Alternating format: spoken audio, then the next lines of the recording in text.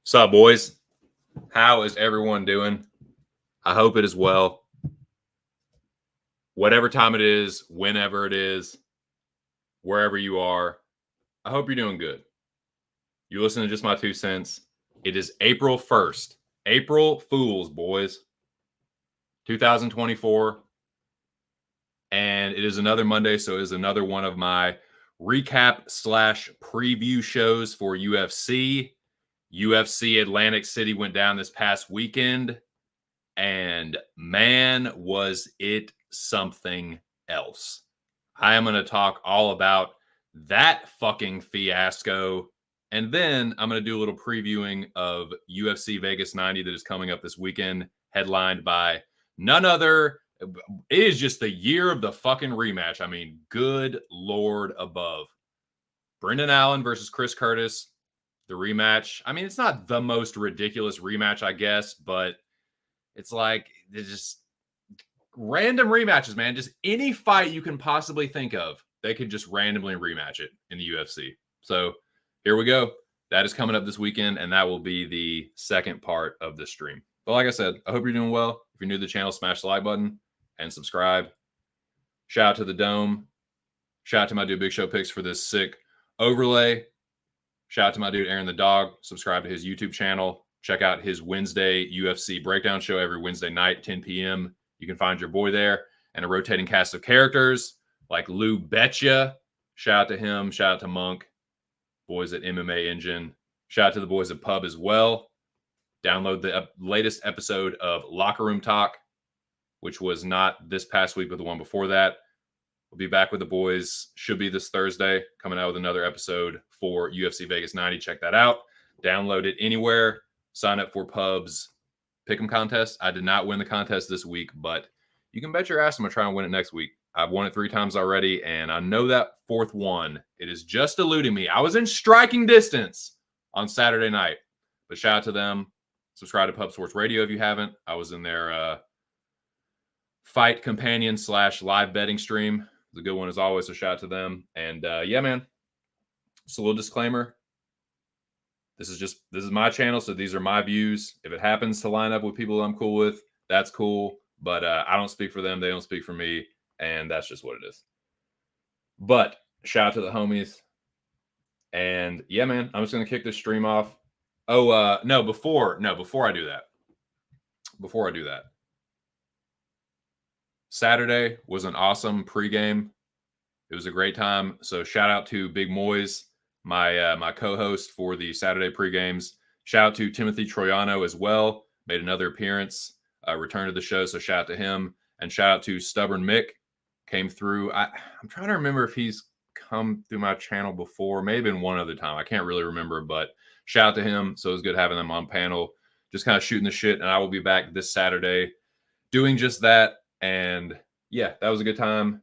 UFC Atlantic City was fucking ridiculous. It was an absurd event. There were a couple highs, definitely some lows.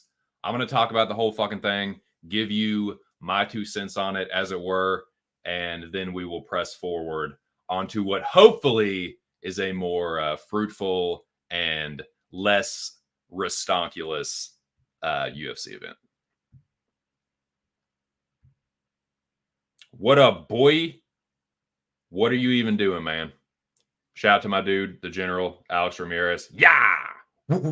Yeah! What's up? How was your weekend? I hope it was good. You are just in time, my friend. We're about to get into UFC Atlantic City. Boy, what a trip back to AC it was. Good gosh almighty.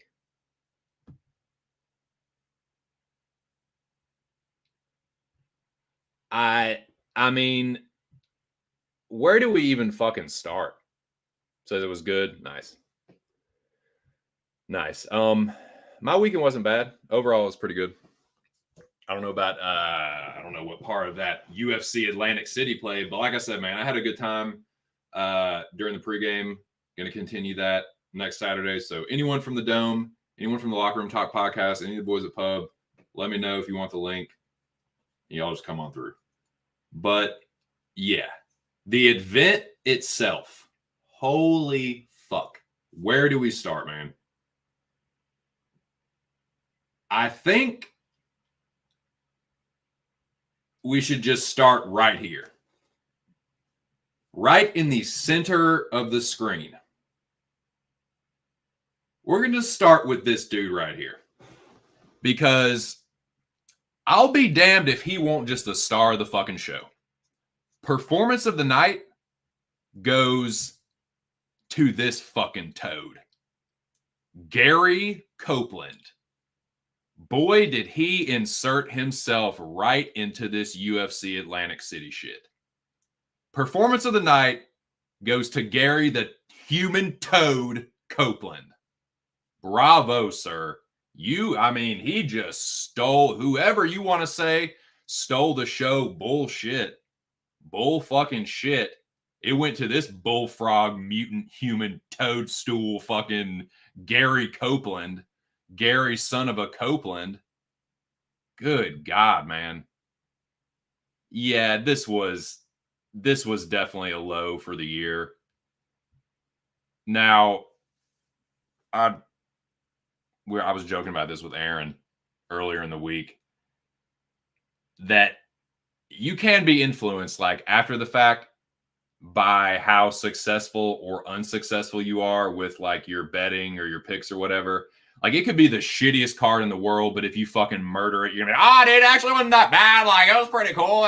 You know, like, you fucking win. But, so yeah, and the opposite can be true too. Like, I'll say this. I had a real shitty event as far as betting. The picks were pretty bad too, but yeah, I'm not going to just totally be like, I got screwed, dude. I got fucked. Like, no, I made some really bad reads and shitty bets, and I'm going to talk about every single one of them. And don't worry, I have plenty of crow to eat. If you are not a big fan of me or like want to see me not do well in things as far as like predictions and shit are concerned and bets, well, you're in for a treat because I got my ass whooped. I didn't go crazy on this event. I didn't bet much, but I got taken for a fucking fool. So I'm going to talk about that, go through every single fight on the card from bottom to top, if there is one on the card like this. But yeah, I'm going to eat crow where I need to. I'm going to bitch and piss and moan where I want to. And I hope that everyone enjoys it. So smash the like button. I'm about to launch into the recap of this just preposterous card, and this fucking Gimli sawed off human tree stump amphibious fuck right here was just right in the fucking center of it, just the nucleus. But first fight, actually predicted this pretty accurately, and it was Kalen Loughran was one of the heavier favorites, but I thought he covered his line pretty well, man. And I'm not going to shit on Angel Pacheco or Angel Pacheco. I'm not sure how you pronounce his name, but he's a good fighter. Like, he's, for a dude that doesn't have a ton of fights, he's tough. He's pretty well-rounded and skilled. And yeah, man, Loughran kind of fucking whooped his ass, dude. He almost knocked him out in the first round. I was really impressed by Kalen Loughran. He's kind of undersized for bantamweight, but he is a fucking ball of fury, dude. This is Kalen Loughran is who Gary Copeland thinks he is and who he wants to be, but he's a little dude that can whoop some fucking ass, and I like what I see from him. He's still in his, I think he's in his late 20s, so could still be developing. And yeah, he's well-rounded. He's tough. I like that he can take a punch and he'll also slip and rip, and he knows like how to close distance and get his own punches off. He's got a nice check left hook, and dude, he's got a nice overhand right too. And he was putting hands on fucking Angel Pacheco or Angel Pacheco or whatever, who I consider a pretty good fighter. And yeah, so I like what I saw from Loughran, and this was one of the high points of the card. It was the first fight on the card. I did parlay Loughran, and that leg fucking cleared with ease. So yeah, he can go 15 tough minutes, and yeah, I like what I see. Hope it just keeps getting better. And yeah, I don't know what kind of line we'll get next time on him, but you would have to think the level of competition will increase too. So maybe, and I'm interested to see who they give him, because he kind of bit off more than he could chew in a debut with Lapalus, but Lapalus is also a really experienced fighter. Pacheco is tough, man, and he's pretty good, and Kalen beat the shit out of him. So I won't be surprised, like, if they, but I'm interested. Like, I won't be surprised if they give him another, like, step up, but I kind of would like to see them, you know, kind of meet in the middle, like better than Pacheco, maybe not as experienced as Lapalus kind of range of fighter. But yeah, I like what I see. And yeah, hope we get some more of that. Now, this next fight. Shout out to my dude, Moise Audio, my co-host of my pre-games that I've been doing for over a month now on Saturdays. Tune in. Check out this past Saturday's episode. Moise, Timothy Troiano, Stubborn Mick himself. It was a good time. But, as you may or may not know, Moise Audio is the conductor of the carousel. And what will definitely be a feature moving forward is like, there's a fight on at least a fight on every single one where the loser of that fight is going to fucking get it. They are going to get a ride on the carousel. Your boy TC is no stranger to that carnival ride. It is a good time. I recommend it. And don't worry, like it's only a matter, it's not a matter of if, it is a matter of when. You are gonna fucking take a ride. If you are like around this little circle of things, you are gonna catch one. You're gonna catch a ride on the carousel, and yeah. As will at least one UFC fighter per card. But the next fight, I say that to say this. This next fight features just that. It is carousel time. I don't want to get a copyright strike from Moise, but I need to get a little like soundbite for myself when I recap these things. I don't want it to be use the one. I don't want to get any kind of legal trouble with Moise Audio, but yeah, Jacob Malkoun gave Andre Petroski the carousel. I had a couple real nice avatars I was going to use to show how this fight actually ended, or how I think it ended, because it looked weird. It looked really weird. Petroski went in for a takedown. He grabbed onto a double leg, and then this is what it looked like in real time. It looked like Petroski went for a takedown, grabbed onto a double leg, then all of a sudden he just let go and collapsed down on all fours, dropped to his knees, covered up. Malkoun kicked him in the fucking liver, hit to the liver. right to the liver. So he kicks him in the liver and then a few follow-up strikes. And yeah, every time you see that frog, I wish they had an actual toad. Like it's a toadstool when you try and find the emoji. But yeah, each one of these events, this was a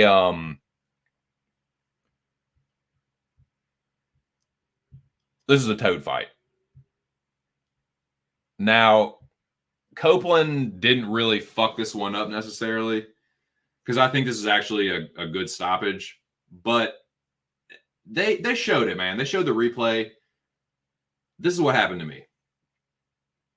Because the joke after the fight was, oh, he got knocked, the first fighter to get knocked out by someone's hip. I think he kind of did. Like it was there's another 2-piece coming up later in this card that's more ridiculous, but this is what happened. They showed it on the replay too. I had a couple of nice avatars, man. It's a great before and after. Petroski lunges in, right, for this takedown. Malkoun hits him with like the shortest of check left hooks right on his fucking like the top of his head. And you can see it, dude. And I had a great before and after where it's like, I'll drop it in the dome, but it's like, and you can even see his hair, the difference. Like he hits him and then his like that ridiculous hairstyle of his just goes flying.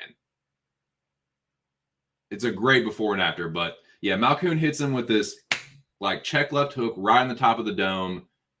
It almost imperceptible to the naked eye, especially with the angle they had it in real time during the fight for like everyone watching it at home or whatever. But to me, that's what happened. He hits him with that check left hook, and then he crashes right into his hip. And that's what really fucked him up. So he tries to hang on for dear life. And then as soon as he can't, as soon as he's out in the open, he just collapses because he can't keep his equilibrium so fucked up. So that's what happened to me. Boom, check left hook on the top of the head. He crashes into Malkoun's hip, which didn't help matters, and then couldn't hold on to the single leg because he was fucked up and dazed. And yeah, that's what happened. So he said he got hit like, and it does look like Malkoun's foot comes up and like hits his like throat kind of, but he didn't grab his throat at all. That just seems like it would be just like instinctual, like something hits your throat and you're like, like it just, I don't know, man. Just, I think that's what happened. I think he was concussed a little bit, but you know, I guess we'll never know, but that's certainly what it looked like. Here, let me, I don't think I have it. I think it's on the, I think I took the, I think I made those avatars on the iPad actually, but I will drop them in the dome afterwards to show you what I'm talking about, because it's pretty obvious that that's what happened. But in any case, Petroski, welcome.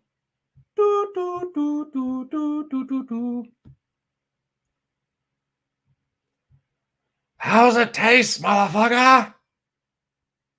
What's up, Jimmy? What are you doing? What is going on?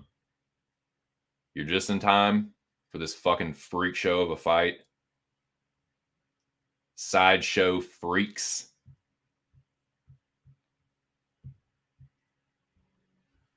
Sideshow freaks like this fucking toad of a human being.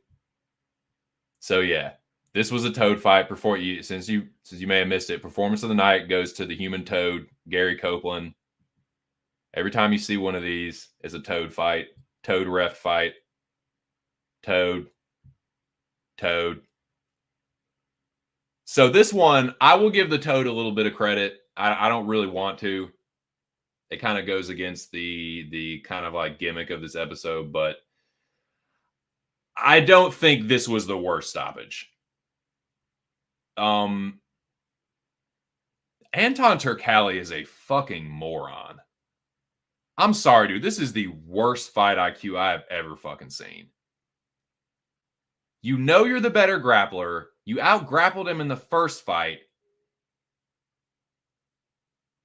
You were having a little bit of success on the feet. Why don't you just mix it up?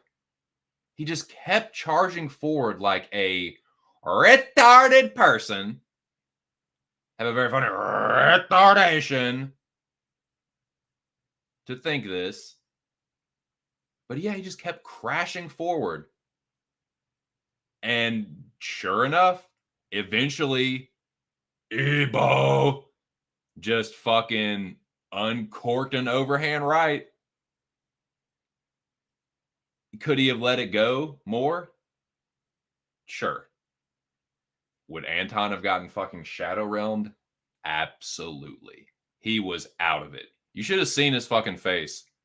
The Toad fucking had him nestled in his little tiny fucking Jack Kelly hands.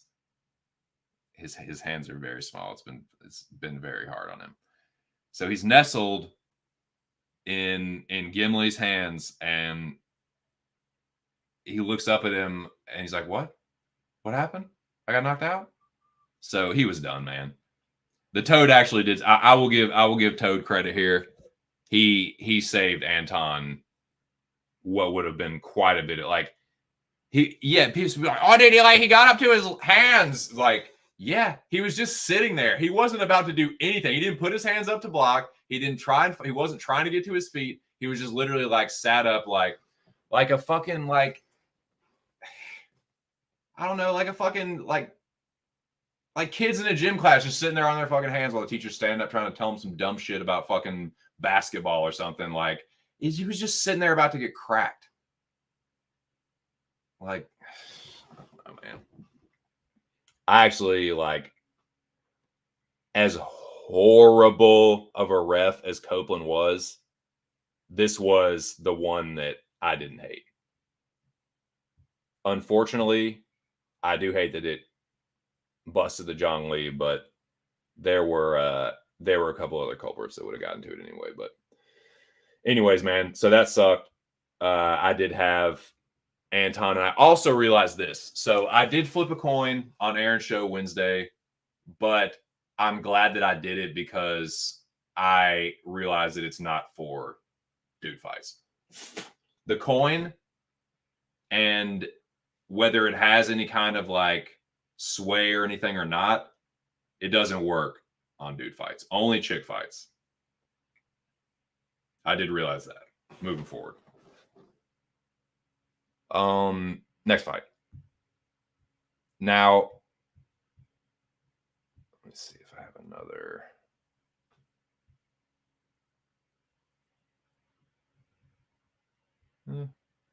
Whatever, I'll just leave it on Toad. So Dennis Bazooka looked good in this fight, man. Bazuya, however you pronounce his name, man. I'm right there at Petrosky, bet him. Yeah. Yeah, man. Have a turn. Don't worry. Just keep the seat warm for me, Jimmy. I'll be riding the carousel before too long myself. Tooth. So, man, dude, this is a very troop-friendly channel. 2 Cents definitely supports the troops. I come from a military family.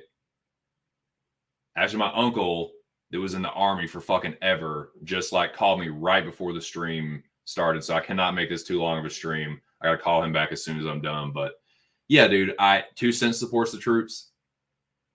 And I have a lot of respect for special forces and what they do to defend our country.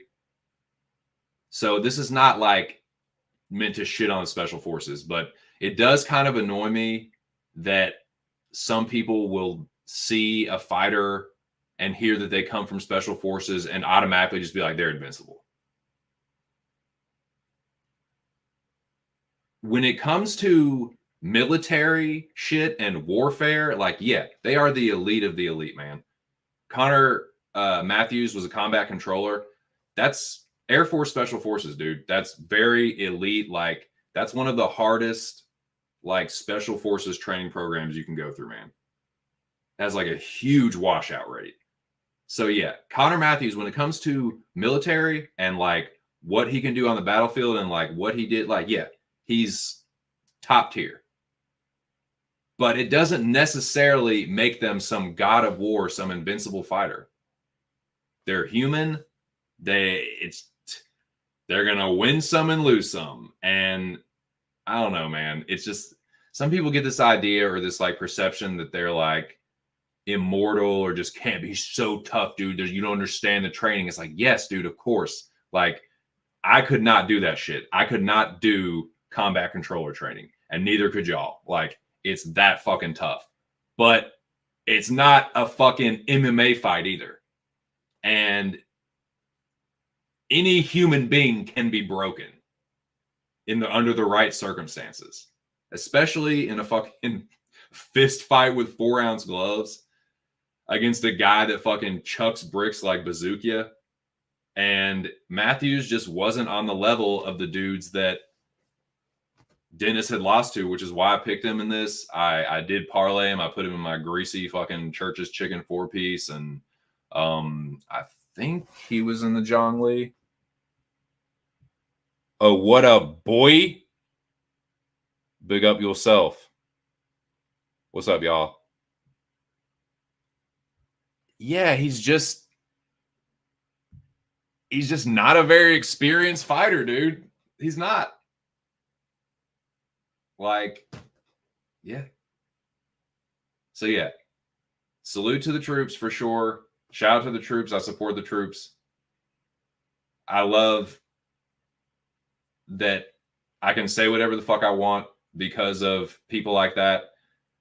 But, yeah, you also just have to everyone, like, they're human, man. They're human beings. Yes, they can be broken. They can be broken right in fucking half, especially under circumstances like this in a cage fight. So that's all I'm saying.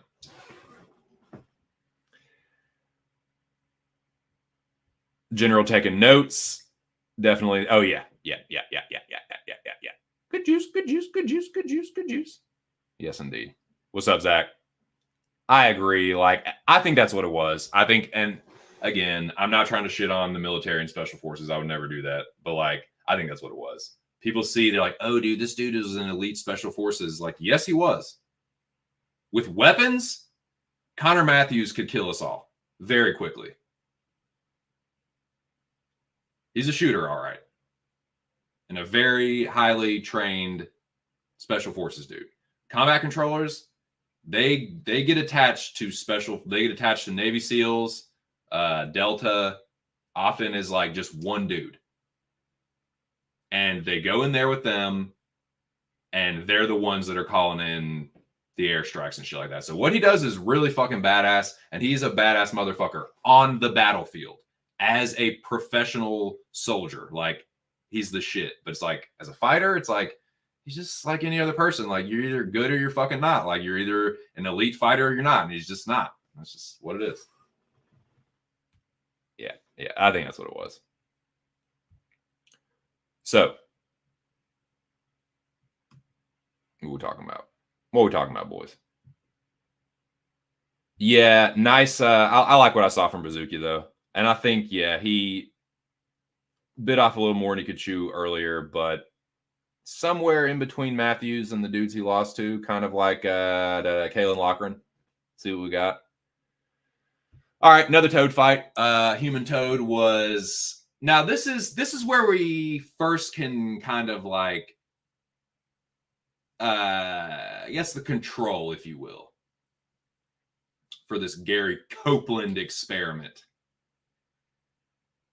I'm not saying that Herbert Burns shouldn't have got a point taken. He kneed Arce in the fucking dads like twice in a matter of seconds. But he did not even think twice. It was a very stern warning, and then boom, point taken. One hard warning, then you're getting a point taken. No ifs, ands, buts about it. So remember that as we move forward through this card, because this is the first sign that you can point to of inconsistency with this dude. Definitely some height inconsistency. Definitely a human fucking toadstool, but just with his refereeing ability.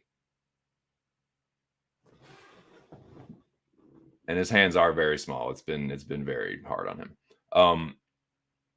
But this is the outcome of this fight was very predictable. Yeah. Arce took care of business, and hate to say it, Zach, but Arce missed weight. He looked like absolute fucking dog shit, but he was the better fighter. So guess what? The fuck I won the fight, bro. I know it's crazy. I know that's just mind blowing, but yeah, the weigh-ins don't mean shit. The better fighter is what means shit. I don't mean shit. You don't mean shit. No, I'm just playing. Yeah. Yeah. Yep. Agreed. Yep. Yeah. When you're right, you're right. There's what's right and what's right, and never the two shall meet. Or something like that. I don't know exactly what the fucking phrase is, but it's something like that. I'm sure of it. I know it's in Texas, probably in Tennessee. Hey, dude. What? Why are they blocking out a coin? A coin cannot be put up on this screen? Are you fucking kidding me, dude? I can't have a coin up there? What's that? What's that, baby? That's supposed to be a coin emoji. Aaron the Dog knows what I'm talking about. Anybody that watched Aaron the Dog's UFC breakdown show at 10 p.m. every Wednesday, this past Wednesday, knows what I'm talking about. The coin. Further evidence. The coin cannot be used on dude fights, but, and I'll need further evidence to be sure, perhaps I test it again this week. So make sure you turn into, you fucking retard. Make sure you tune into Aaron the Dog and, God damn it! Make sure you tune into Aaron the Dog MMA and Movie Trivia. That's the name of the YouTube channel. Tune into that channel. I watched the show at 10. Wednesday, 10 p.m. Eastern Standard Time. Well, I have a brain bleed on air. No, that's not funny. I really got to stop joking about that. But yeah, I flipped a coin Wednesday night on Aaron's channel, and it spoke, dude. It spoke. Vina, Verna, Jandiroba. Verna Jandiroba. That's what it says to me. But, yeah, I thought she won. That jab, it ain't pretty, but it is just effective and efficient as fuck. Loopy ain't got no fucking head movement. Just broomstick right in her face. It's not like she didn't telegraph it. She literally, like, lurched back every time she threw that jab. She's like, pulling back. I'm going to throw this jab. Pop. Right in the face. Broomstick right in the mouth. Pop. Hey, here comes the jab. Pop. And Loopy just did nothing to defend it. It was jabs and 1-2s. She had some moments on the ground. Threatened with dos submish. Just the better overall fighter. Loopy's fraudulent when it comes to the elite level. She's a good fighter. She can make not UFC level fighters and lower level, like not really, you're barely ranked or whatever. Those kind that like 10 to 15, like, yeah, she can take care of them and unranked fighters trying to get into the rankings. But like, as far as eliteness goes, nah, like you can definitely call Verna a gatekeeper, and she did not walk through that motherfucker. I can't remember who was reffing this one. It might have been, it was either No Nonsense, and then there was another dude, like, was he Brazilian or something? But he had a couple weird moments too. He was more of a Mario Yamasaki kind of like, if he dies, he dies. And there was an eye poke instance later on that I'm going to talk about. But yeah, I can't remember exactly who reffed this one, is my point. But yeah, I didn't think there was a ton of controversy. This is exactly why I didn't want to just like parlay Loopy. I thought about it. My fucking dumbass definitely thought about parlaying Loopy because it was like Minus 200 is like, oh, dude, she's probably better. Like, better wrestler. But nah, Verna, better fighter. Slightly higher level, slightly higher strength of schedule. And yeah, just more well-rounded. Fighters, dude. UFC fighters. Crazy that you would have to take note on something like this, but hey, you got a jab. It's a very easy punch to learn and throw, and it's very effective. And it's a reasonably safe one.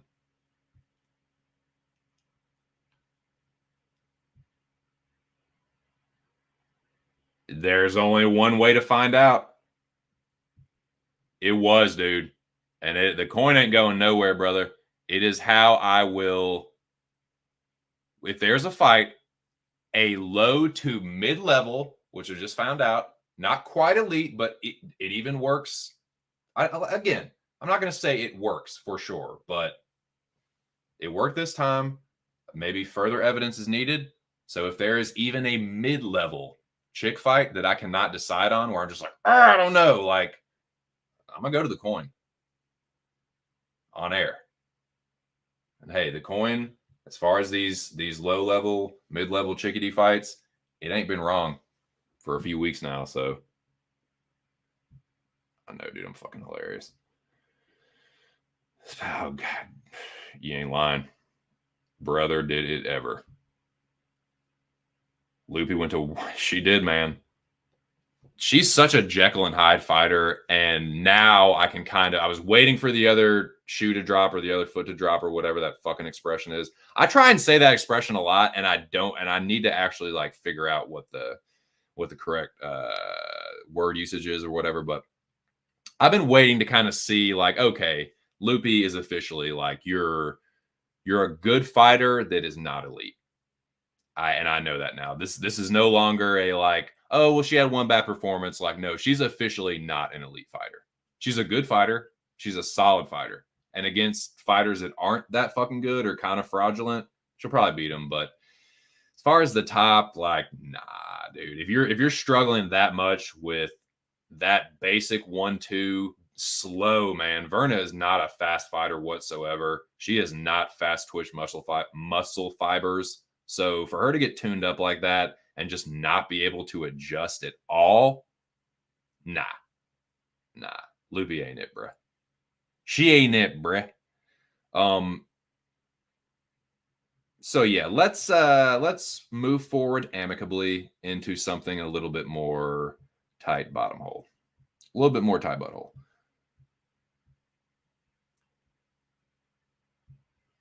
Night the Train UFC, baby.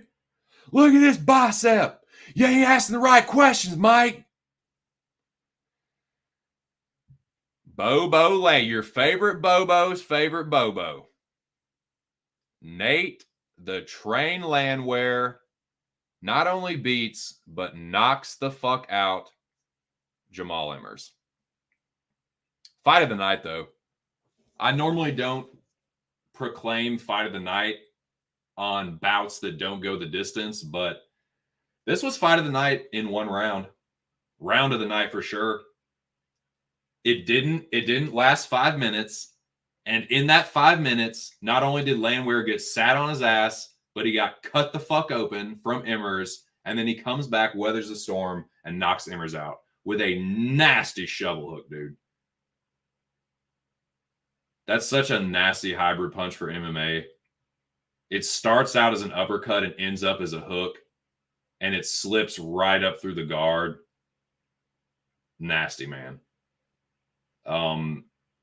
There's been several fighters that have used that to great effect, but that's a great punch. Like, I don't know if it's a bolo punch technically, but yeah, it looked like a shovel hook to me. Starts out as an uppercut, finishes like that. Uppercut, straight up uppercut, it'd be going a little bit more north, if you ask me, but what the fuck do I know? In any case, Landwehr fucking slumps him. I think he knocked him out briefly when he hit the deck, and then it was like this shovel hook and then an overhand, and then Emmers hit the deck, and then Landwehr hit him with some pretty nasty hammer fists, and I believe No Nonsense Peterson was reffing this one, so yeah. Always. For sure. Another one where I'm just, why didn't I fucking bet him straight? Why did I not just say, hey, I'm going to make Nate my dog of the week? I mean, is he not a fucking dog? God damn. If it's not an elite fighter or a really, really good fighter like Ige, Nate Landwehr is probably going to fucking break him in half, dude. What's up, Nick? Yeah, I can do a decent redneck. I have a little bit of redneck in me, believe it or not.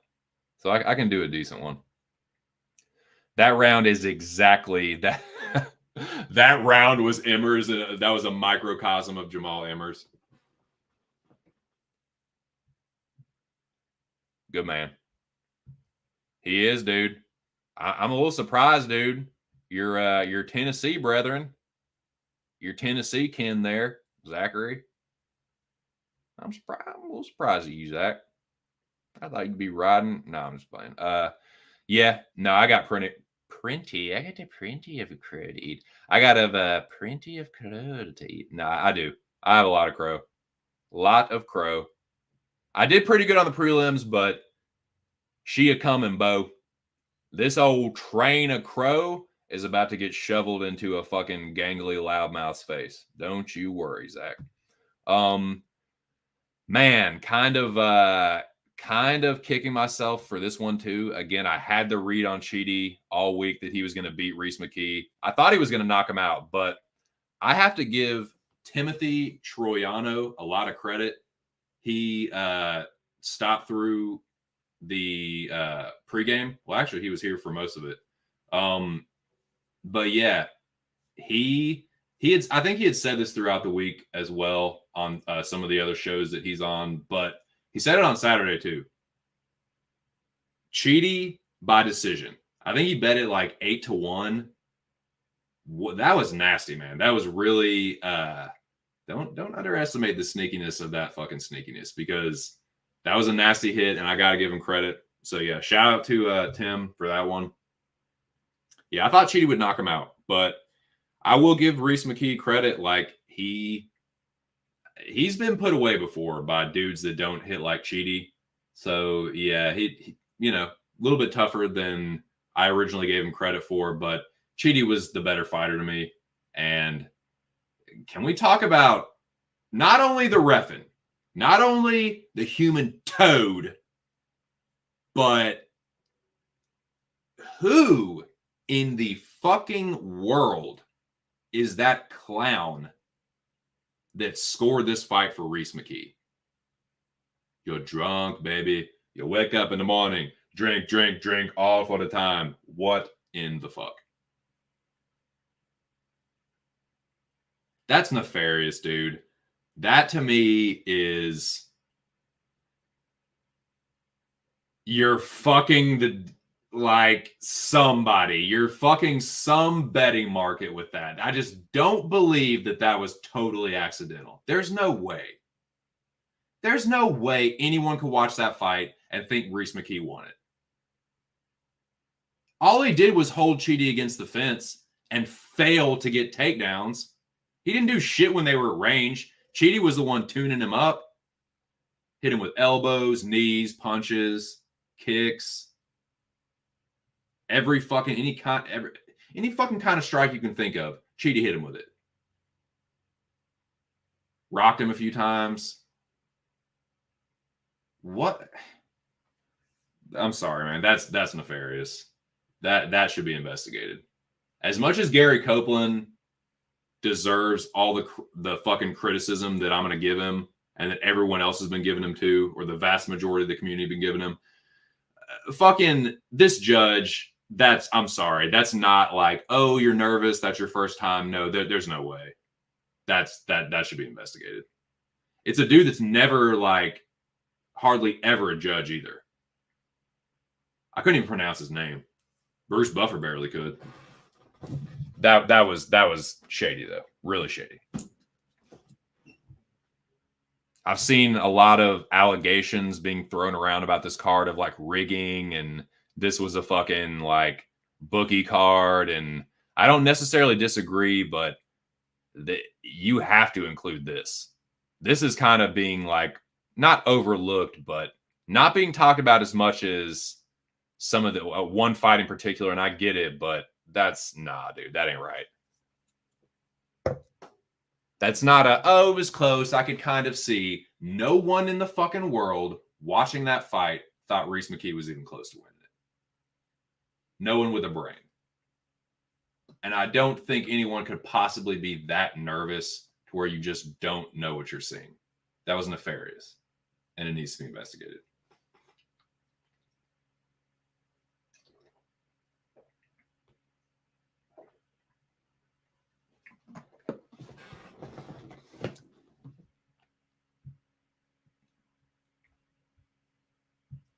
Rob about our asses.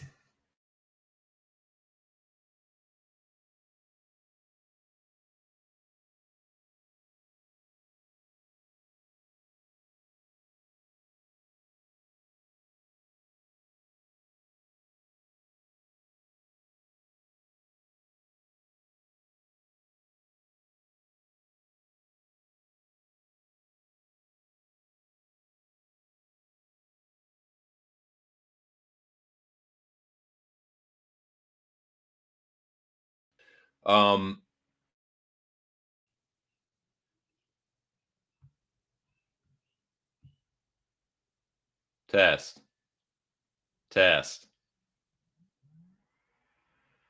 Microphone checker. Don't disrespect her.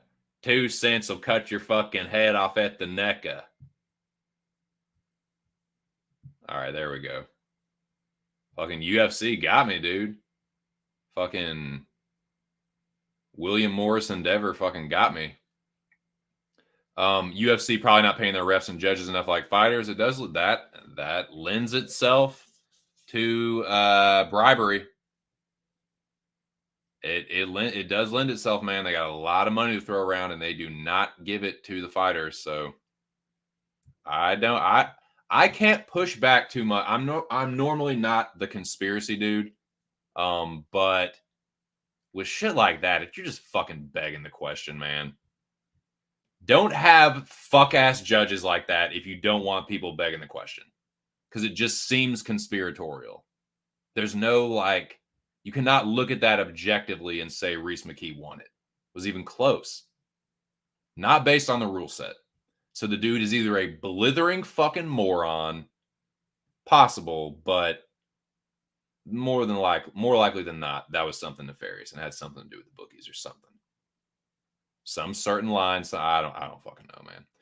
Anyways, let's move forward. Now, toe time, boys. Time to talk about a man that resembles a toad. I'm sorry, this was an early stoppage. Anton, fine. That's light heavyweight. Aslan is a heavy puncher. He was probably about to dole out some serious damage. He was going to fucking lay the lumber on Anton, on fucking Turkalj. So that was an early stoppage that was justified. This is a terrible early stoppage, man. I'm sorry. He got stanky legged, but Bill, this is one where I'm going to say, give him a fucking chance, man. Give him a fucking chance to recover. I'm not so sure that Kyle Nelson could have kept that pace up. So this was just a fuck up to me. I don't even know if this one you can say was like a conspiracy or something. I just think Copeland is a little bit puss when it comes to stopping fights a little early. He gets a little nervous and scary and just I gotta jump in. He jumped in too early here. This is I really don't think Nelson could have kept up that pace. And I think more likely than not, Bill Algeo ends up tuning him up. But I'll give him credit, man. It's not his fault. I can't blame Kyle Nelson. But I don't know, dude. Nelson was being pretty fucking aggro for a dude that doesn't normally pace himself well and doesn't have the best cardio. So that was the kind of a toad fuck up. Early stoppage, just another notch in the old belt there for the man that I've given performance of the night right there, Gary Copeland, human fucking toad.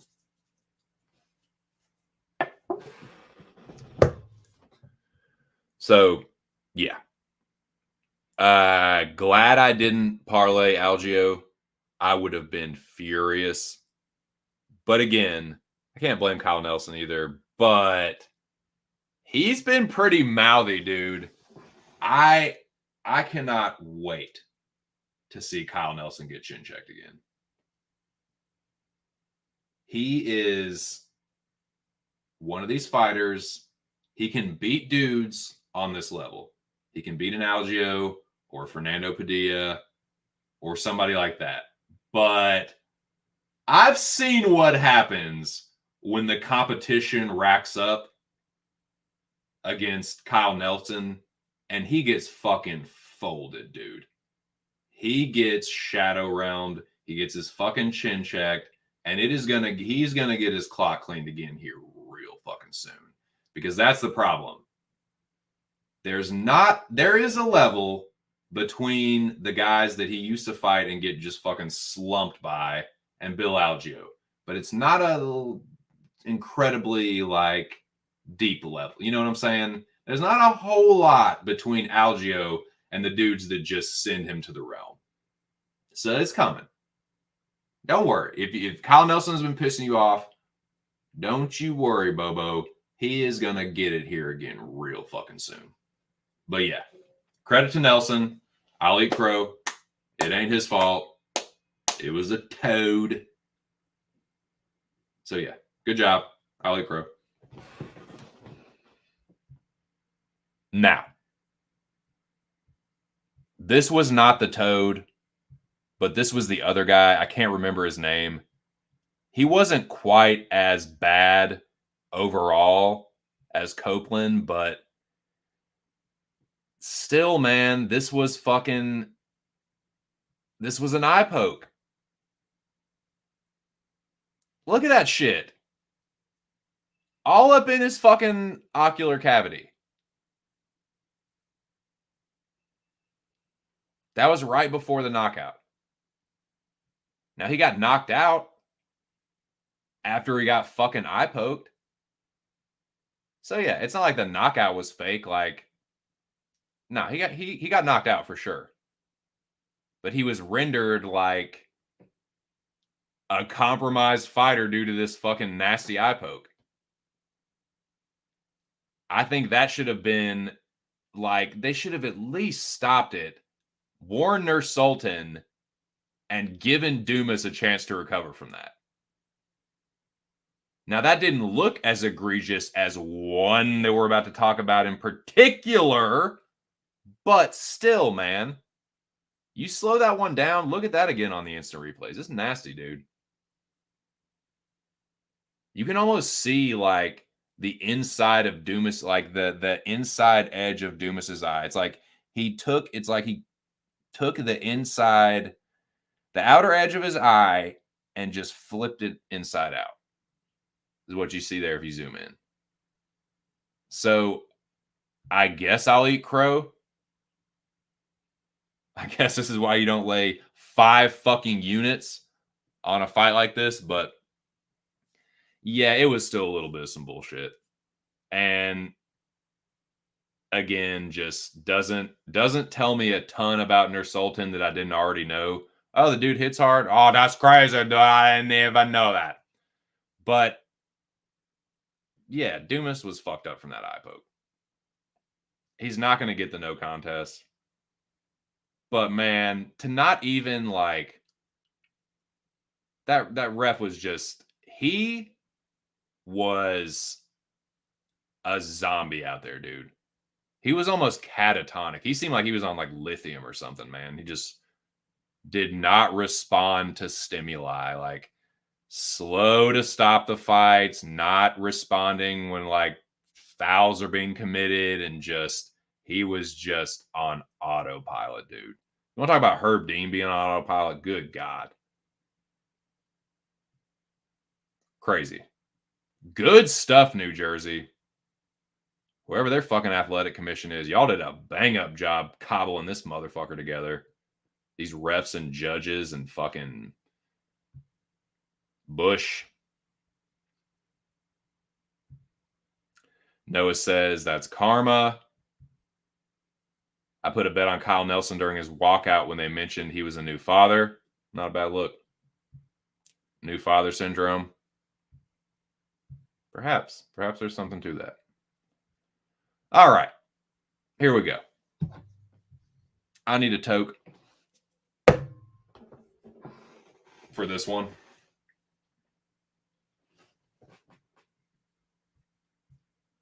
This was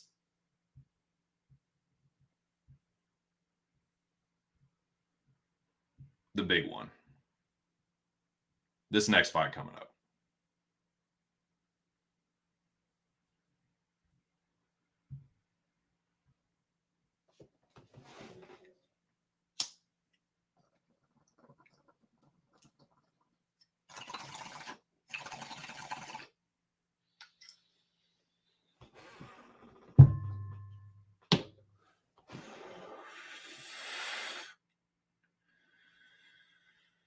All right. This was the initial blast. The initial explosion. The nucleus. The blast nucleus. Ground zero, if you will. This is what not all, but most of the controversy, most of the skullduggery and the fuckery and the dude, what the fuck am I even? Most of the, what the hell is even that? Most of the chill daddy came from this next fight. Most of the ridiculousness, most of Rob Dyrdek's ridiculousness came from this next fight. It was absurd. Now, I call your attention, people that were watching the stream earlier, Brages, I call your attention back to the Julio Arce and Herbert Burns fight. Remember how quick and adamant this fucking toad was to warn Herbert Burns and then point. Warning, point. Boom, boom.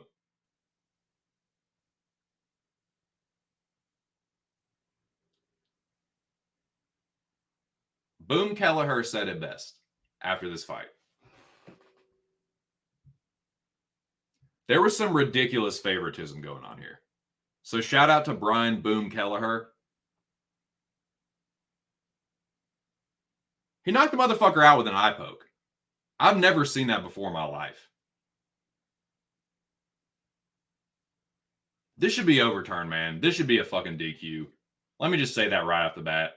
And I do have a special announcement for this one. I have been given word from the top on this one, so stay tuned. But, dude, this was fucking ridiculous. Look at this shit. I mean, y'all have seen it. We all fucking saw it. There's the jab. There's the one. And there's your two. Camera one. Camera two. Camera one. Camera two. Camera one. Camera two. Jab. Cross. Bada bing. Bada boom. Hey, I got eye poked in that fight too, bro. No, you fucking didn't. Let's talk about that too. When did Chris fucking Weidman get eye poked? Bullshit motherfucker. No, you didn't. You did not get eye poked, you fucking liar. You got punched in your fucking eye. You got Figgy Brandon Moreno Part Ford in your fucking eye that the replay showed. This should be a DQ, man. I lost all respect that I had for Chris Weidman as a human being. I still have some respect for him as a fighter, and I always will. But as a human being, he is a piece of shit, dude. Fuck Chris Weidman. And I don't worry, stay tuned. But he's a fucking lying sack of shit. You did not get eye poked in this fight. So let's go back to let's circle back to the Toad now. Again, remember, Arce Burns. The motherfucker. Warning point. Warning point. Weidman poked Bruno Silva in the eye like 4 times. He did it once. They stopped it. He let Bruno wipe his eye, gave him all the time. Then the second time, and this was really fucking bullshit. The second time, he brings them both together and then is like, you're both. Again, Toad. Fucking Toad. The star of the show. Mr. fucking gotta be the. Tell me this motherfucker ain't got a Napoleon complex. Tell me this motherfucker does not have a short man's complex. I'm in control here. I know you don't think I am because of how small my stature is and how small my hands are, but I am. God, dude, can you imagine what this motherfucker was like as a cop? Oh my God. Anyways, I digress. Why? They show the replay. Silva punches Weidman with his thumb knuckle, which is perfectly legal. It's how Moreno knocked out fucking Figgy in the 4th fight. It's what caused Weidman's fucking eye to blow up, I'm pretty sure. But he says, you're doing it too. No, he wasn't. No, he did not. Bruno Silva did not poke Chris Weidman in the eyes. That was some fucking bullshit favoritism. That fucking fight was nefarious, dude. The Toad should be investigated for this one. This was insane. So he brings them both together. He's like, you're both doing it. Replay shows Bruno punches him, Weidman, eye poke number 2. You saw the last one. How is that accidental? To be that accurate with the eye pokes, how is that accidental? After you've been warned, how is the point not taken at that point? How do you allow the fight to continue? They looked at it enough. Just wrap your head around this. They looked at it enough to change the TKO to a decision. How do you not look at that, see the eye pokes, and just change it to a no contest? At the very least, it should be a fucking DQ. I don't see how that's accidental. If that's anybody else, they're getting fucking DQ'd, and you know it.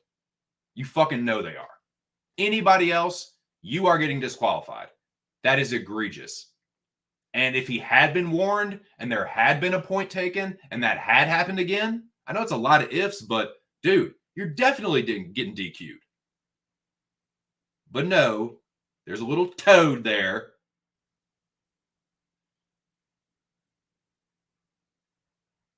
So he just lets Chris Weidman egregiously eye poke Bruno Silva to the point where he can't even fucking stand. And then Weidman has the fucking gall to say, hey, bro, you can't draw from that. Like, I got eye poked in that fight too, bro, but you can't just draw. You fucking mongoloid. All respect that I had for Chris Weidman as a person, gone. Still respect what he did as a fighter when he was champion, but dude, fuck him. What a lying sack of shit. You did not get eye poked. You fucking Strong Island doofus. Fucking meathead, man. What a liar, dude. That was disgusting. All America here across Weidman, bro. What a sack of shit. They'll probably fuck Bruno. They probably won't overturn it. It should be, though. He should be disqualified. Anybody else, you're getting fucking DQ'd. How strict and stern and actually like was bout it he was with Herbert Burns, and he was such a pussy farget because it's Chris, everybody's America hero, America Chris Weidman, bro. Because it was that, he just lets it go on. And then they let Weidman sit there, company man Weidman, smirk about it and just, hey, this is what it is. Like, you gotta keep fighting, bro. And to have the nerve, dude, the absolute nerve on that motherfucker after doing this. Hey, I got poked in that fight too. I could not wait to go back and watch this motherfucker get obliterated on repeat. It was so satisfying. Go back and watch the Yoel Romero fight. Go back and watch the Jacare Souza fight. How differently I feel about Murgaliata not stopping that. I loved it. When he should have definitely stopped it, the Toad would have. Those few extra punches that Jacare gets in, so satisfying. Uriah Hall fight, so satisfying. Fuck him, dude. And not only that, I agree. You know, Lobby, it's funny. You're not even fashionably late, dude. You are unfashionably late, and then you can't even get the first message right. No, I'm just kidding. What's up? What's up, my dude? Good to see you. Hope you had a good weekend. Being A-side, it does. Does it ever? Well, that's the realest shit you ever type, Lobby. What's going on, though? Good to see you. Brother, you ain't lying. I'm sorry, man. If it wasn't a company man cocksucker like Chris Weidman, he's getting DQ'd and probably kicked. That you're probably getting Igor Da Silva, honestly. Imagine this. Let's say it's a different fighter, but it's the same result. It's the same result. The fight happens. He gets the TKO. Whatever, gets changed to a fucking decision. Can you imagine how they would feel about that fighter getting on the mic and being like, it is what it is. You got to defend yourself at all times, bro. I know you fucking, hey, I fucking eye poke you. It is what it is. You fucking eye poke me, I eye poke you. Maybe I got in there. Maybe I didn't. It's just Weidman was such a negative fucking stereotype in that moment. Just a negative East Coast doofus fucking stereotype. Mongoloid meathead, couldn't rub two brain cells together. Fuck. That fight, disgusting. And I got word from on high. So you know what? Saturday, Moyes gave a double-decker, a fucking double whammy or whatever of carousel fights. Fighters that could get the carousel. So the loser of this fight was supposed to get the carousel. But I have been told, gentlemen, that will not be the case. Chris, the fucking cheater Weidman, Chris, cheater Weidman, will in fact be the one getting the carousel. He must be punished according to Moyes. So that's what it is. Chris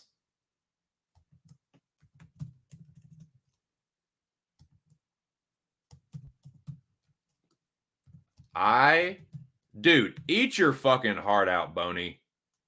John, you ain't got shit on Chris Weidman when it comes to eye pokes. I thought you were the most accurate eye poker where he was literally like jabs, like throwing eye poke jabs. Nah, you ain't got shit on Chris Weidman, dude. Eat your fucking heart out, Boney. Boney Joni. Nah, dude. Sorry, Jimmy. I know it's your boy, but he ain't got shit on fucking Chris Weidman, dude. The what? New York State knows how to eye poke. New York will teach you how to eye poke. I know that. Eye poke master. He's the eye fucking master. Chris eye poke master Weidman gets the fucking carousel.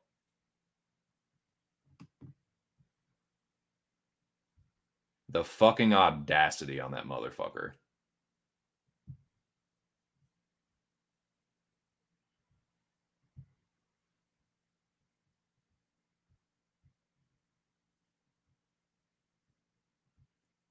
So normally that would have gone to Silva. Silva will be riding the carousel along with me and Andre Petrosky and Jimmy. Like, normally it would be Silva, but that was some bullshit, dude. That was fucking ridiculous. And that was when the three-ring circus that was UFC Atlantic City really just popped off, man. That's what blew the roof off, so to speak. Just what a fucking clown show. Sideshow freaks. You know, it's got everything that a three-ring circus would normally have to offer, right? You got your fucking sideshow freaks. You got your ridiculous shit happening in the center ring. You got a fucking carousel. It's a carnival. It's a fair. It's a fucking circus. Ridiculous, dude.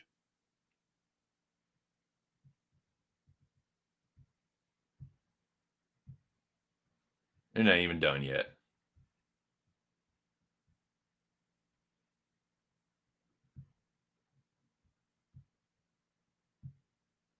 Oh, dude, I would love to see Michelle Pereira knock that motherfucker out. Oh my God, I would love you. Oh, bro, dude, you have no idea how much I would love that. As much of a fan I am as I am of Pereira, and as much as I cannot stand Chris Weidman now, and I'm not going to act like I've never really been a Weidman fan, but I've always had a little bit more respect for him than some people have. Like, a lot of people would like shit on Chris Weidman, like, oh, dude, he's one of the worst champions ever. Like, nah, as a fighter, I have a little bit more respect for him than that. But after that, nah, dude, all respect that I have for him as a dude and like just a human being, like, go fuck yourself, dude. Cool, you're a family man. Oh, you're a good father. Good fucking job. You're supposed to be. Why don't I bake you some chocolate chip cookies for doing your fucking job?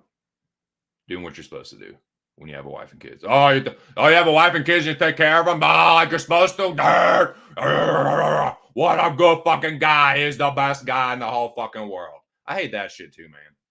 Where it's like someone is like a dickhead and a douchebag, but it's like, oh, well, he takes care of his kids and, you know, he's got a wife. And it's like, okay, all right. Still a fucking douchebag and a cocksucker for that. Big time. Anyways. All right. I'm just going to eat crow here. This one, I really had to cope with this one, and it was tough. And this was a nasty piece of trash bird that I had to choke down, but I'm going to do it, man. I have to. This, and I'm not going to discredit Joaquin Buckley, who is actually starting to grow on me as a fighter. Surprising as it may be. Joaquin Buckley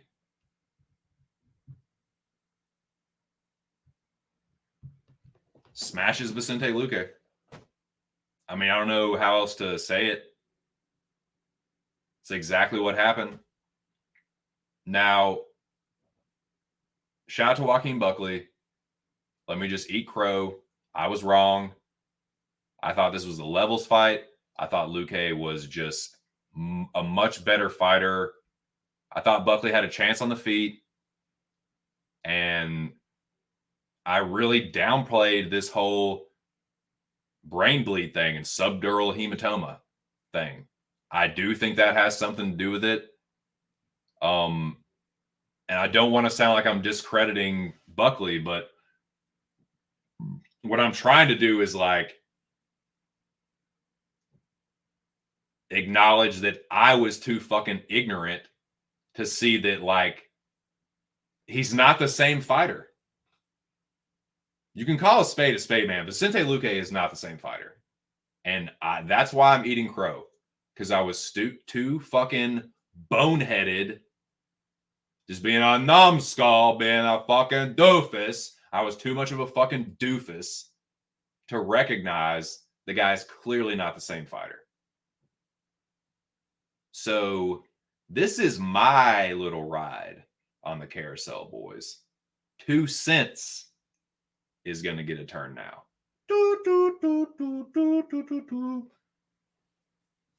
I was wrong. I was totally wrong. Buckley, way more heart and dog in him. Shout out to anybody that took the underdog shot on Buckley. I thought that sounded crazy. I thought that was just recency bias, and I don't know, man. It just, fuck. He just quit. Like, for whatever reason, whether it's Buckley making him quit, breaking him, whether it's just he's not the same fighter and just started getting PTSD, whether he just like he's not the same fighter and he literally just can't take the punishment. But he did get broken. Like, he quit. He stopped fighting.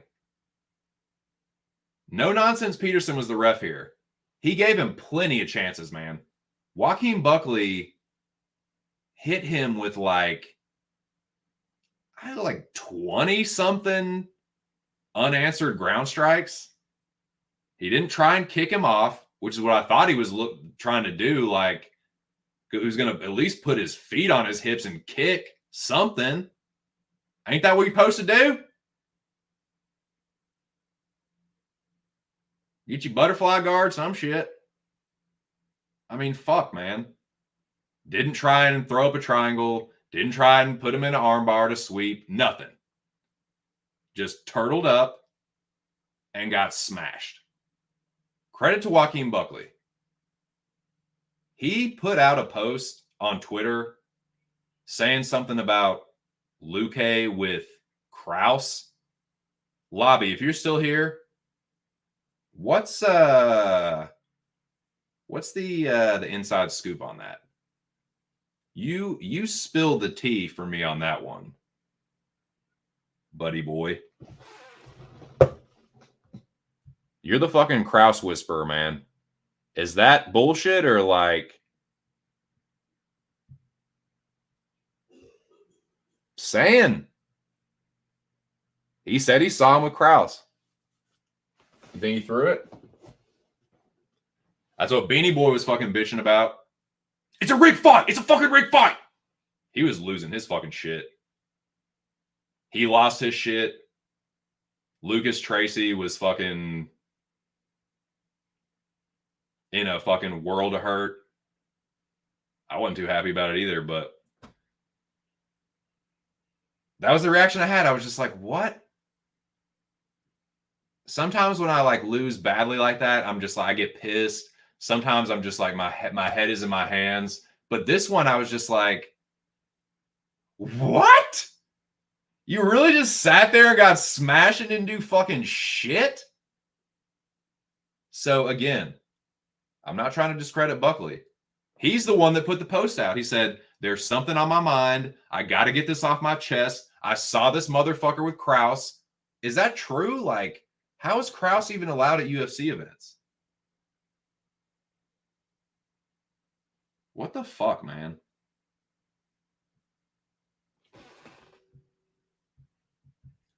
What up, boy? What are you doing?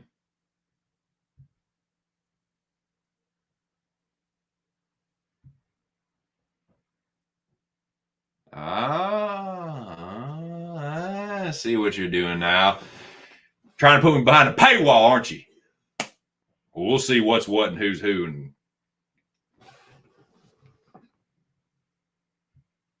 told you. Yeah, man. You should scrub back a little earlier. Toad got performance of the night, dude. POTN goes to the human toad, Gary Copeland. Sack of dog shit. But yeah. Moise, I did spread the word though that Chris Weidman was to be punished and that he's riding the carousel, says you. So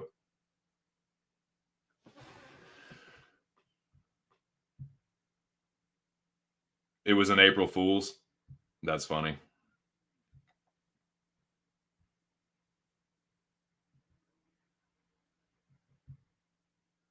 Yeah.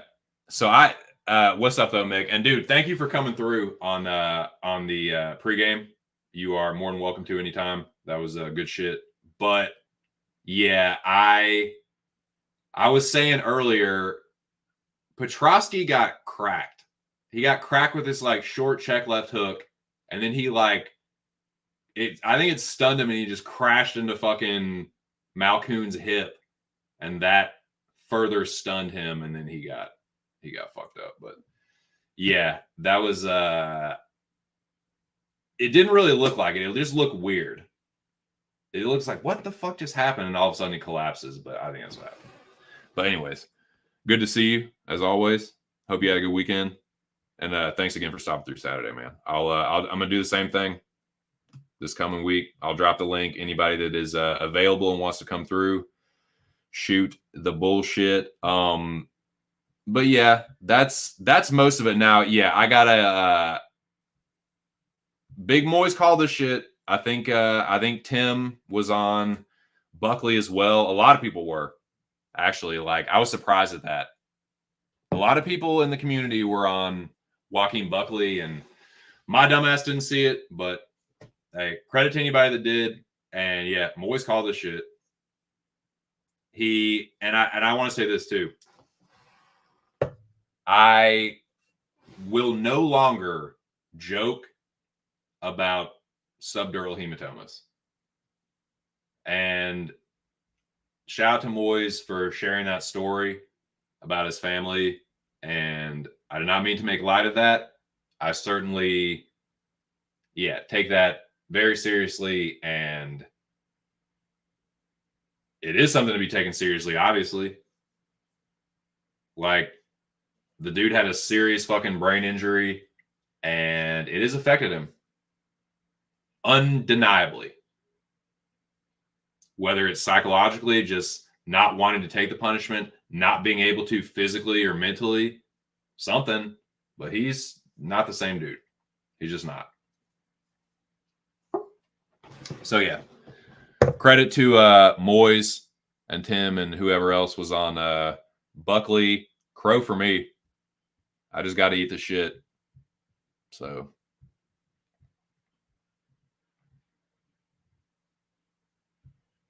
But yeah, that's hilarious. That dude, that is a great April Fool's. I was like, that doesn't make sense, but he got me. Got him. But yeah. Just wrong, man. Luque just ain't that dude. And yeah, Moyes called it. He certainly did. So that busted everything. Luque, I had pretty much gone all in on Luque. Busted that parlay. If the Zhang Li was still alive, he would have busted that. Didn't have a Locker Room Talk podcast episode this week, but I did make one in the spirit of things. He was the last lie, nailed Loughran. Moyes liked Loughran. I mean, not Moyes. Mills liked Loughran. Shout out to MMA Locker Room. He liked Loughran, so I was like, okay, I'll throw Loughran in there.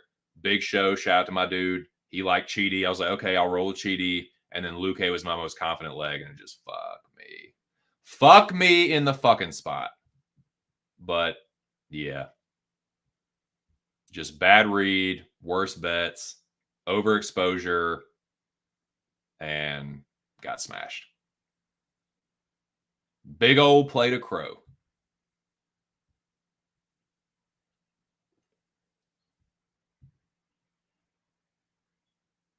Yeah, absurd. He should be investigated for the Weidman shit. As adamant and as like, he was almost offended by Herbert Burns like kneeing Arce a second time. It was just instantly just point take. I'm taking a point. Weidman pokes him like 4 fucking times and then ends the fight with it and nothing.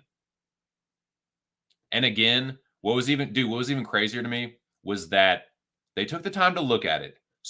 in the moment, right? Like while the shit was still going on, while the event is still going on, they're like, "No, we're gonna we looked at the footage and we decided that we're gonna switch it from a TKO to just a decision for Weidman." Nothing about the eye pokes, like the fact that should be a fucking DQ. It was as blatant and obvious as intentional as it can possibly fucking be. No, nothing about that. Never mind the fact that was like the third and fourth time that he did it. Nothing. Just we'll make sure that Weidman gets the win, but well, at least okay, you didn't take. It's like, what the fuck is this? It's a circus. It is the circus, and this is the fucking ring leader. This fucking 4 nothing human toad. I was frustrated as fuck with Luque, but I'm not mad at Buckley at all. Like I said, Buckley's starting to grow on me as a fighter. He just seems like what you see is what you get. I don't always like it, but he seems like a dude. He like wears his heart on his sleeve. What you see is what you get, and he seems pretty genuine. He didn't, man. He didn't do shit. He didn't try and kick off. He didn't try and put his feet on Buckley's hips and kick off. He didn't try and get to a butterfly guard. He didn't try and fucking pull guard at all, really. He just sat there. He just lay there with his legs up, just getting smashed. Not trying to tie Buckley down. Not trying to fucking throw up a triangle or an arm bar or something. Nothing. No. Dude. Eddie Bravo probably throwing up. Where's the rubber guard? Rubber guard, he could have mitigated some of that damage.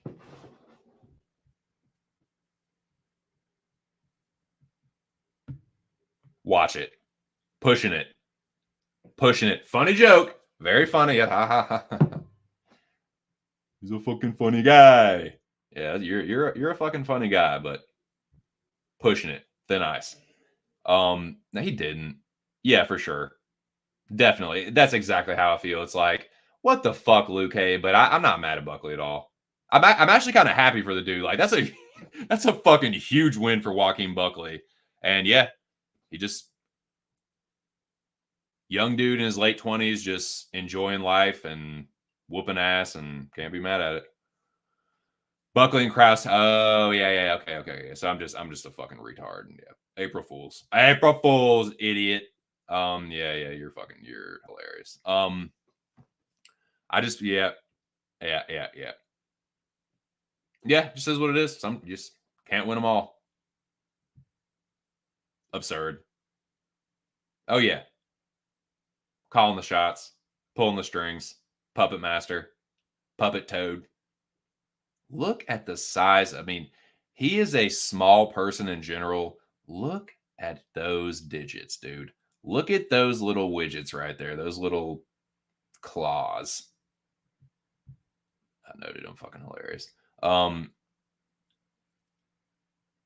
Yeah, and what I'm hoping is, I'm kind of hoping, maybe not hoping, but like, if I get it, if they overvalue that, and he gets a big, again, this is kind of like Kyle Nelson, like, okay, I have seen a couple of times what happens when the level of competition is like ratcheted up a little bit. If we ratchet, get old ratchet strap and just batting it down. I've seen what happens. So I'm hoping that his next opponent is like a better fighter than Luque and is the underdog. That's what I'm hoping for. But nah, man. If Buckley wins another one, I won't be mad either. Great. Exactly. Dude, exactly. It's like, I've seen what happens. I know exactly the level of competition that will just vaporize Kyle Nelson. And he's been mouthing off too, so he is gonna get it sooner rather than later, methinks.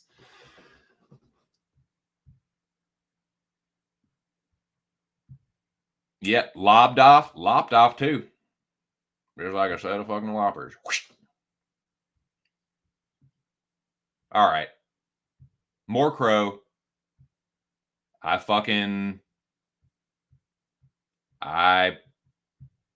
I had any parlays that were still live, they were going to get busted right here.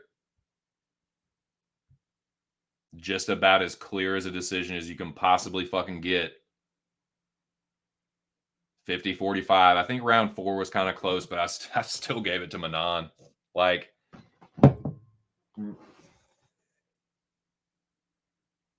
I don't like. I wasn't even really mad about this one. I guess because my night was already fucked. Like, I'd already just like, I'd already lost everything with Luque, so I wasn't like, oh my God, this ruined my fucking night. If this had been what I was counting on, like if I was counting on Blanchfield to like anchor all these parlays and everything had been going right before, and it's just like, nah, this is the one, I'd be pissed. But dude, it was just again, just on the wrong side of it. I was the most confident about Luque and Blanchfield, but just fucking wrong. Anybody that was on Manon, dude, take a fucking bow, take a victory lap, because I just didn't see it. And that was the crazy part too, is like, I didn't see her winning a decision. I could have maybe seen her knocking Blanchfield out, and she did crack her a few times. Pretty like, Blanchfield definitely has a chin. Erin Blanchfield is a tough fighter. She can take a fucking punch, but she got fucking punched a lot, dude. She got pieced the fuck up. Manon was just having her way, like just tuning her. Her defense, her striking defense is really shitty.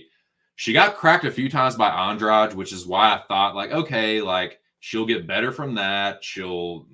Manon doesn't hit quite as hard as Jessica, and I still stand by that. But Manon is someone that I just constantly, I'm just waiting for her to like lose, and she fucking doesn't. So yeah, huge win for her.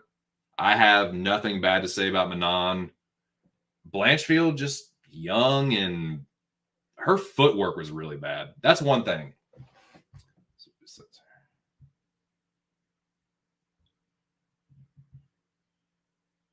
Yeah, I guess so, dude. Yep, back in them streets.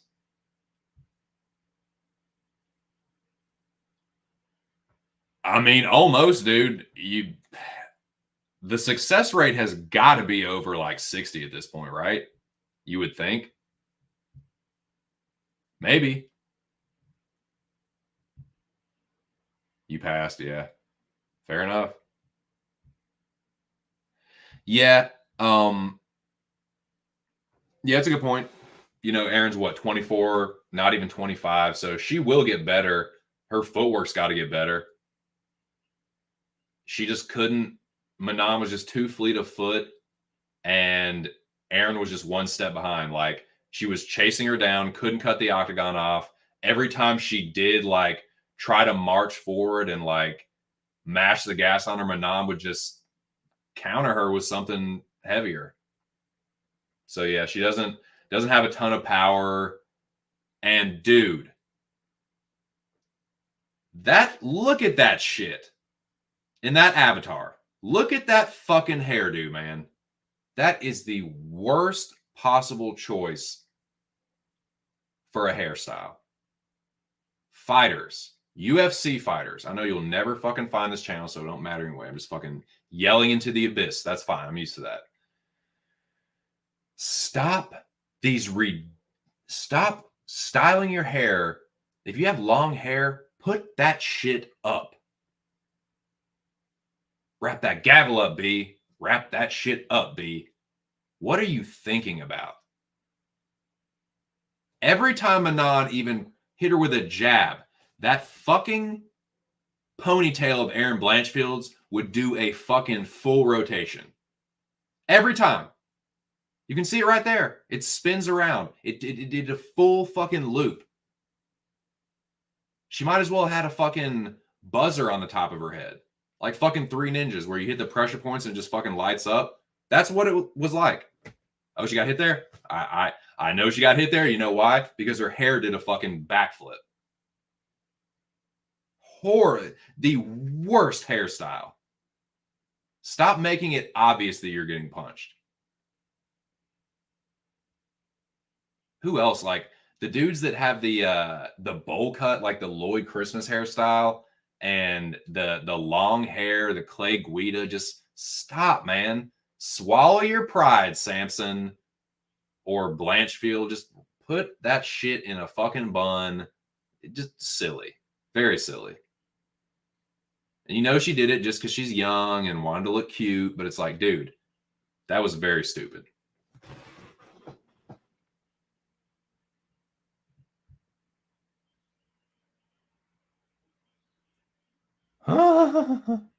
Yep.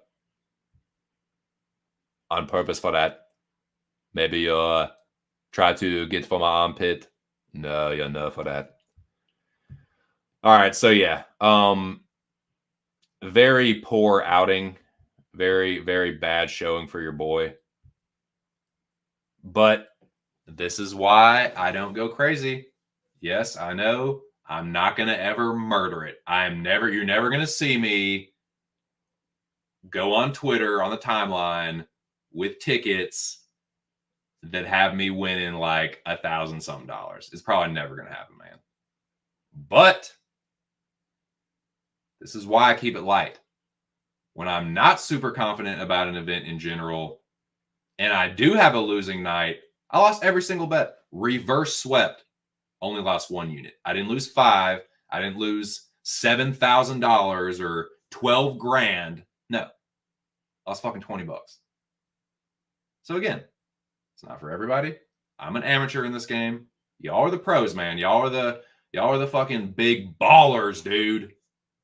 Y'all are the players. I'm just, don't mind me. Just piking along here. I am still up. So again, mitigating my losses. I lost a unit, still up for the year, and I'm not going to get too discouraged about that fucking fiasco because that is exactly what it was. UFC Atlantic City was a fucking fiasco. So yeah, we're still doing all right. Meh. Got saved, honestly, that fucking Dudakova punked out of that fucking Gatto fight. That really saved me. I would have been 7-7 probably with that. But yeah, it took a little hit on the percentage, but still a 63% predictor. So you can do worse. Over 1,000 fights at a 63% clip, you can do much worse. So I'll take that. Took my licks, got my ass whooped, but old TC takes a lick and keeps on ticking. And that's what we're going to do.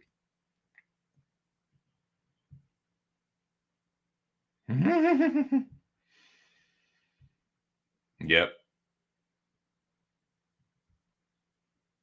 Yep. Thank you, Nathan Landwehr. Yeah, I should have. I should have fucking better, but I didn't. It was just a pick. That's another thing too. I'm kind of wondering, like, and I'm still experimenting with it. I'm still experimenting with the coin, but the coin did hit. Now the question becomes, if I bet it, does it lose the magic? You know what I mean? I mean, this is getting like way too superstitious and like just frankly a little ridiculous, but I wonder. I do wonder. One of those things where like the coin will accurately predict any low level to mid level women's MMA fight, but if you bet on it, you lose the magic forever. That kind of shit. Like a stipulation to a fucking like a genie granting your wishes or some shit. I don't know. Probably just stoned and thinking about it way too much. But I'm gonna keep doing it, man. I'm gonna keep flipping that fucking coin. Aaron asked me a little earlier in the stream if I was going to flip a coin on the curtain jerker. I guess y'all just have to tune in Wednesday night to find out. But maybe. Perhaps. So that is that's UFC Atlantic City. That is the last I want to talk about. That nightmare is finally fucking over. I ate my crow. I ate shit. I got my ass whooped by a bunch of goddamn bookie nerds. Took everything I fucking had. Sent me packing. But it's over. Nightmare's over. Woke up. Splashed my face. Ready to rock. Now, I do need to hit the head real quick. I will be right back. Got a little bit of a preview for UFC Vegas 90, and then I'm gonna get the fuck out of here. I gotta call my uncle back, and I said that the latest I would be was 7:30, so that gives me enough time to briefly go over the card, give you my general thoughts, and I have made a bet, and I'm debating whether to unleash it or not, but I'm keeping it even lighter this week as far as the gambling.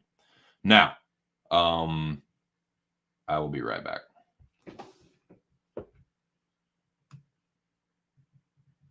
I know there's an intermission somewhere. Okay. Intermission.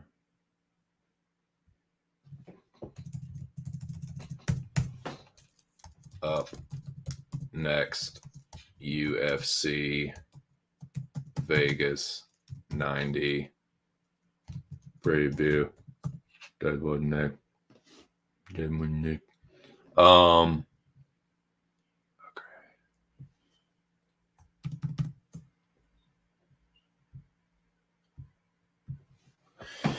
Okay, I will be back very shortly. Where the fuck is my phone? God damn it.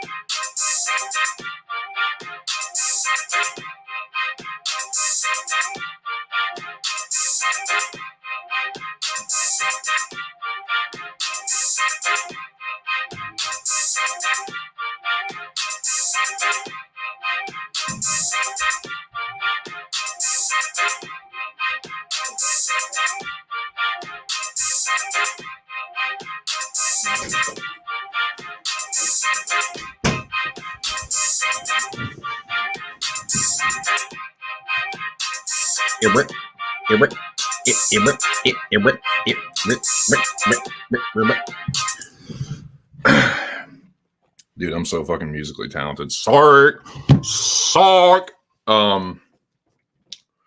Yeah, what's up? I'm back. Shout out to the 4 people still hanging tough in the building. Hope y'all are doing well.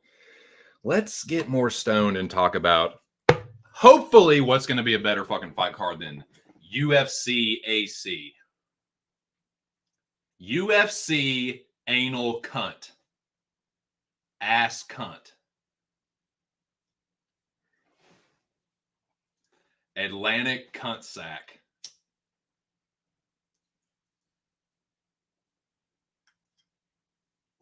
Preposterous fucking UFC event, dude. Get the fuck out of it, dude. What the fuck is even a UFC Atlantic City, dude? What the fuck is even that?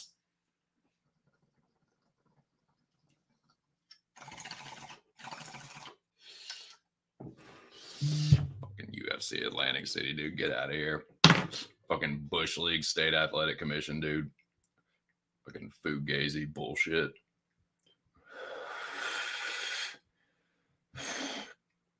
Dude, Rob Schneider ain't nothing to fuck with. If you're not a fucking like elite fighter, Rob Schneider is not nothing to fuck with, dude. And that's another thing.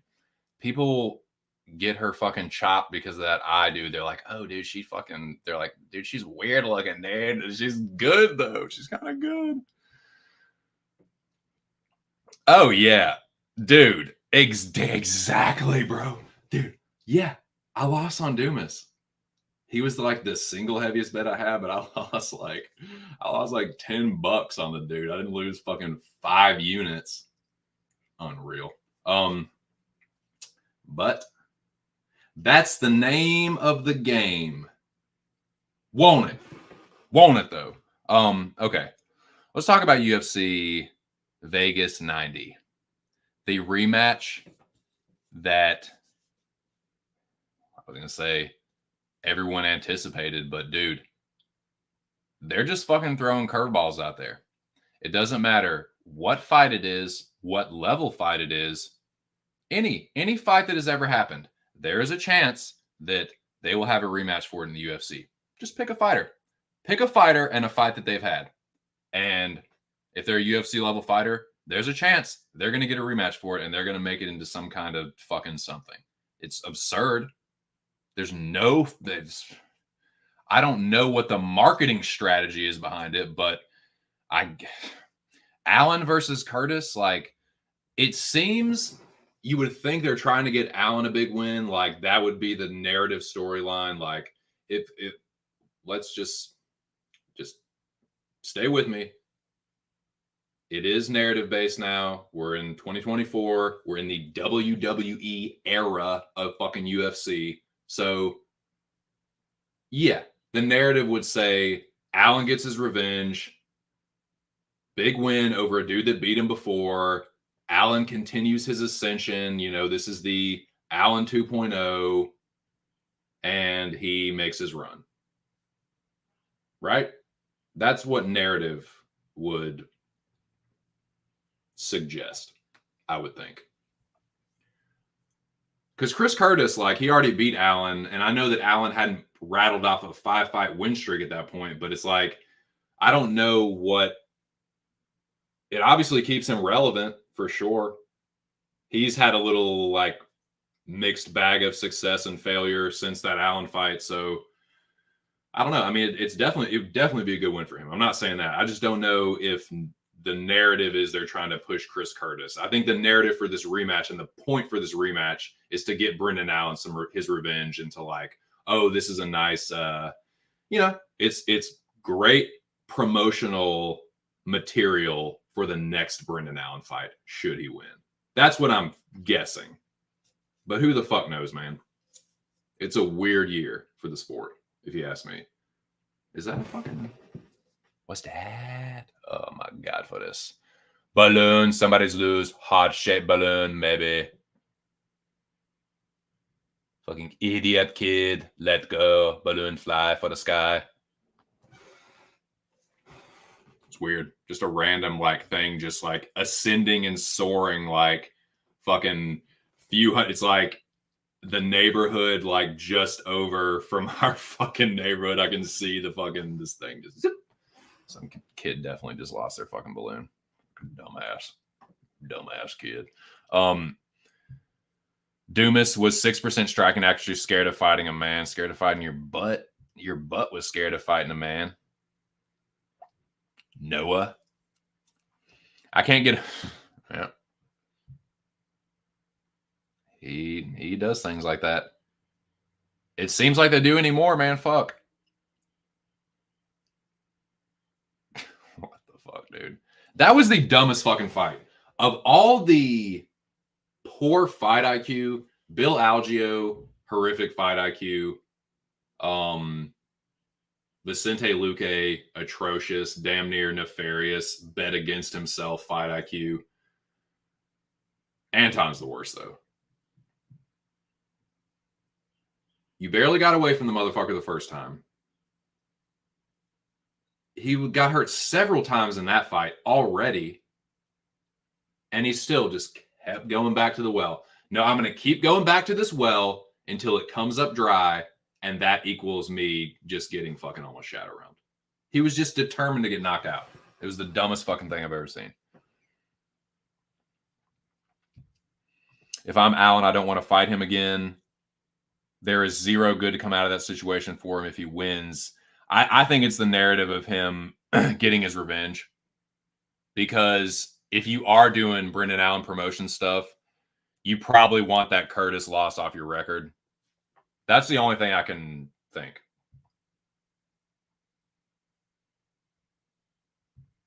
And that's the thing. That's the like, yeah. Him beating a guy. I mean, it's risky, but I wouldn't be surprised if people were turning down Brendan Allen fights, honestly.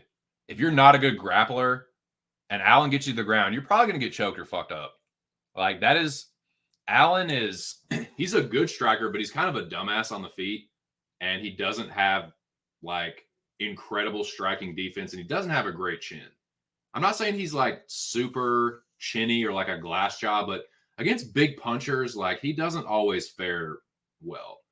And he got things done against Bruno Silva pretty quickly. He's good offensively. He's a good striker. And he hits reasonably hard, I guess. But I don't know, man. He's hard to trust. I don't want anything to do with this main event. I really don't. Betting, like, nah. If it gets to Thursday and I'm on there with Mills and Billy and Big Show and anybody mentions we get to the parlay building part, I am going to be the one. I will be juror number 8 and will insist on not parlaying either fighter. Like, just don't do it, man. I don't like it. I don't like this fight. I feel like Allen's going to win. I feel like he's going to get his revenge, but it won't surprise me at all. He is a bonehead on the feet. And I felt like Curtis was a winnable fight before. I felt like some other fights that he could have won. Maybe not Strickland, but I think he might be a little bit better than Strickland, at least when he's on top. Maybe I'm wrong about that. I mean, Strickland is a good Brazilian Jiu-Jitsu grappler. Like, he's a decent grappler. I feel like Allen might be a little bit more dangerous, though, but he just fights like a retard on the feet, dude. Just got to go out there and try and be a tough guy. And it's like, it seems like he's gotten smarter. Like, his fight IQ has gotten a little bit better and he's mitigating risk a little better, but I don't trust it. Not enough. Like, I feel like they're both going to be trying to win this fight. Curtis, like, I feel like he's going to be pretty motivated too, man, to like prove that it wasn't a fluke. And because I'm sure that's like, if you're a Brendan Allen supporter, you're like, oh man, if he had just done this, that, and the third, and he whooped Chris Curtis's ass. It's like, maybe, but we'll see. I don't want shit to do with it. I'll probably pick Allen to win, but for a bet, Curtis being the underdog in a fight he already won. I know that's what just happened with Turkali. It's like, dude, why is he the underdog? Like, I guess I get it, the trajectory and whatever, but I don't know, man. The last thing to go is power, and Curtis still has that, and Allen doesn't really take it the best. So I still think Curtis could knock him out, which is why it's like, I don't feel like sweating that.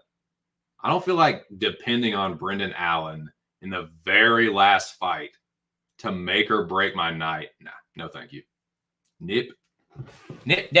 Squid up.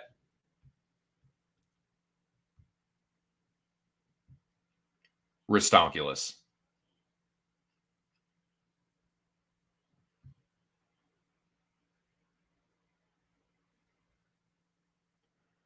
I mean, yeah, but can you not? Do you see what I'm saying though? Like, it could be a situation where maybe a couple guys are turning down fights with him, or he can't get a bigger name fight.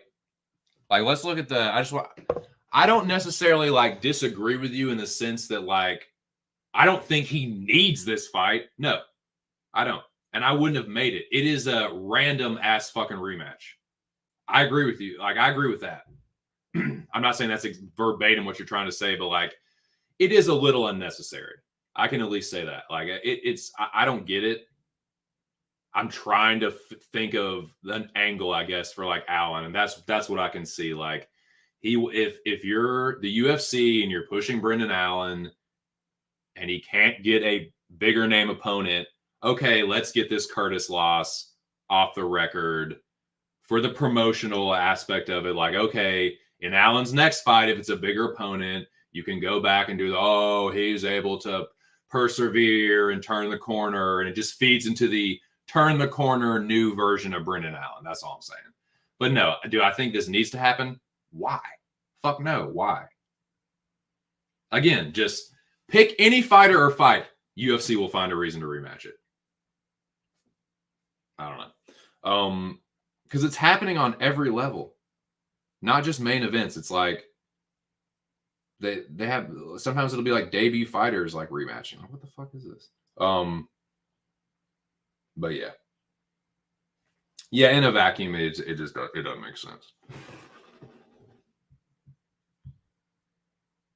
But again, to your point though, it's still risky. It is still very risky because Curtis still hits hard, and like, I'm not 100% convinced that Allen won't just like brawl with him again.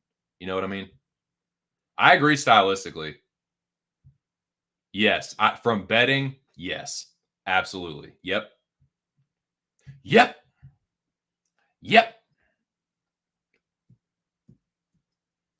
Again, I don't necessarily disagree with the line. I think if I was to line that fight, if someone was like 2 cents, we're going to let your dumbass set the line here. I probably set it like a pick'em and then just see what happens. I don't know what it started out as, but like me personally, I line it like minus 110 apiece.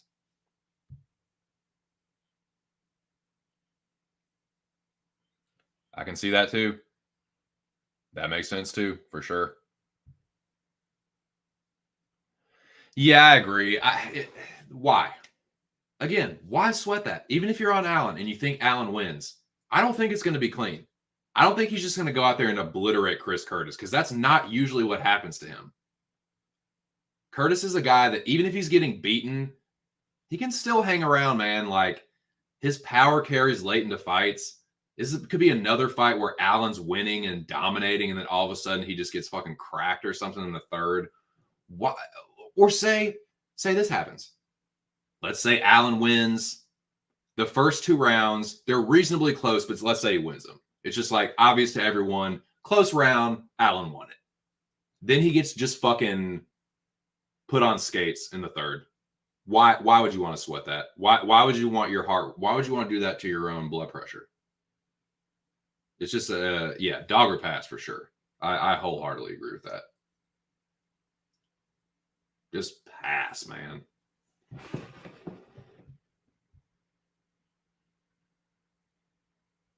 Yeah, I do because he does seem like that it's eating at him. He seems like he is, man. He's like a young, cocky, arrogant dude. He fights like he's very skilled, but he's like, yeah, he's a young, cocky fighter.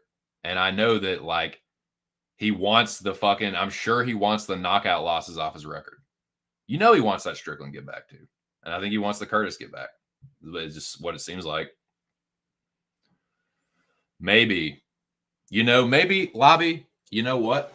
Maybe you're just fucking right about everything. You were right about every boxing bet ever and every MMA bet ever, especially with Brazilian fighters.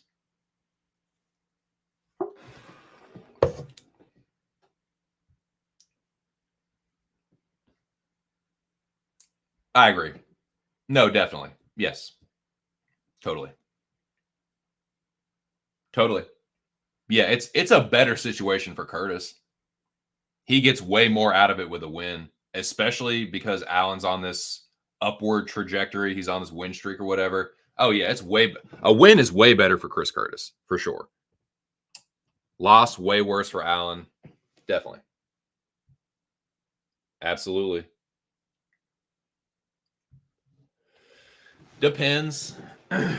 Depends. Like on the line. What's the line? What is the line like, Lobby, for that one?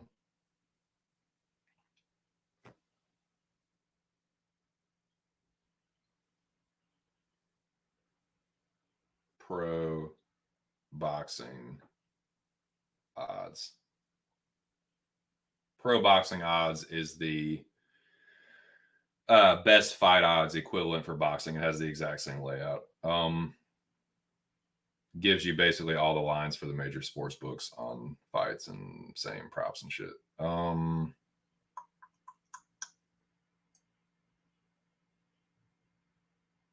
What do you think, Lobby? You think Haney knocks him out? That's kind of what I'm thinking. Haney might get rid of Ryan Garcia.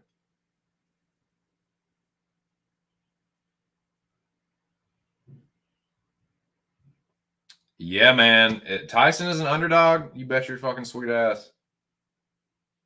I might yo-yo, man. People see Tyson as an underdog. That might start yo-yoing back and forth.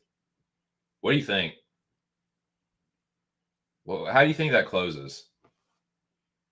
Because right now it's kind of a pick 'em. Like there's some books, like William Hill has Tyson minus 110, DraftKings has a minus 115, BetMGM has plus 100, FanDuel has plus 104. So it's kind of like in between. I mean, I think it's close. I was way more confident in Tyson before all that AJ shit.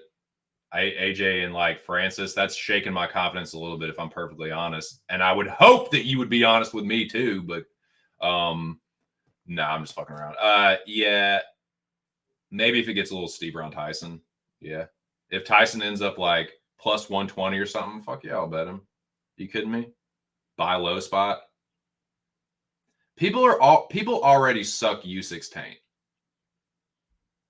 And they're definitely going to be sucking Anthony Joshua's wee wee. So, yeah, and they're like, "Oh, dude, you see what fucking AJ did to Francis, dude? Well, like Usyk beat him, so I could see the odds getting even steeper. And if they do, oh yeah, I'll bet Tyson."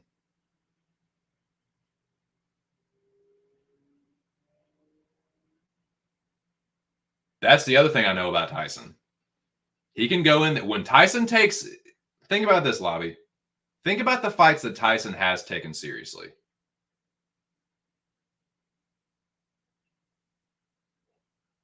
Klitschko couldn't fucking touch him. Undisputed champ. Second and third Wilder fights fucked him up. That Dillian White fight fucked him up. When Tyson does take it seriously, he's fucking mustard. He has some shitty performances where he goofs off and he didn't take Francis seriously. And look what happened. AJ took Francis very, very fucking seriously. So if you don't think Tyson is going to take this fight seriously, I don't know what to tell you, but he definitely is. And I think he's about as live as an underdog as you can. Dude, the former, like, who's he lost to again? Who's Tyson lost to again? I'll wait. He got sat down by Francis and then he tuned him up for the rest of the fight. And he won't even taking it seriously. He can half-ass it. He can go in there on autopilot and still win. When he takes it seriously, dude, he's the best.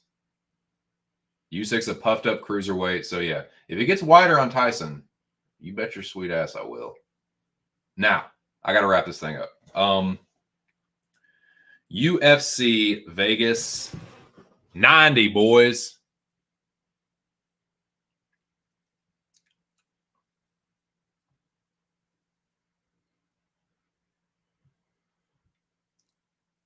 Oh, aye, laddie.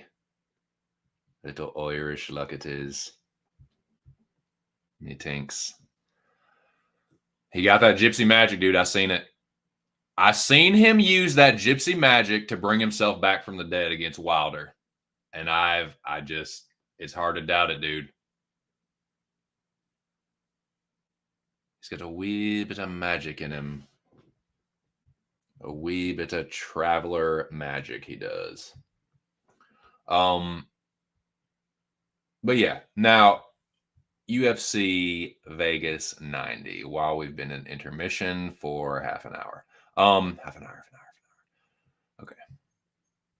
The rematch that everyone wanted.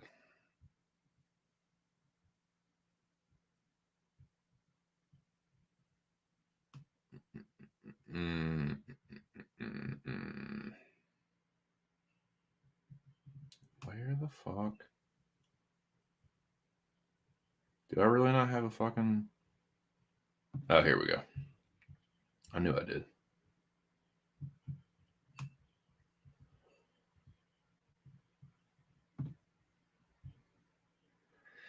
Yeah, I'm thinking I will probably just reveal this bet. Probably just call my shot early.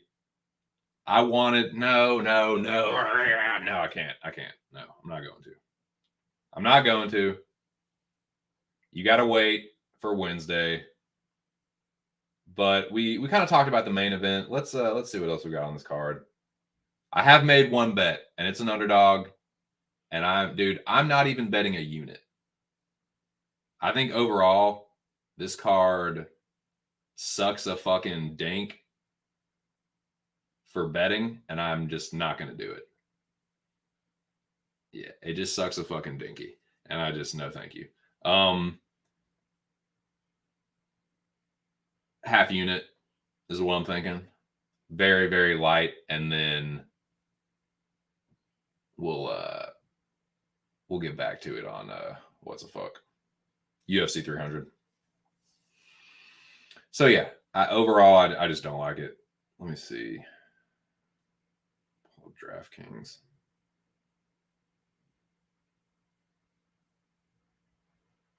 That's normally what I'll be betting with anymore. Every now and then I'll get a fucking free bet with MGM and I'll use it, but DK is normally what I use.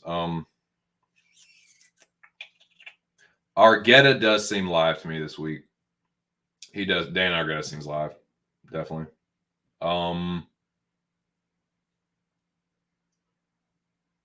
Feeling like a Nate Landwehr kind of a spot. Plus Matsumoto making his debut, or no, it's his second fight, right? I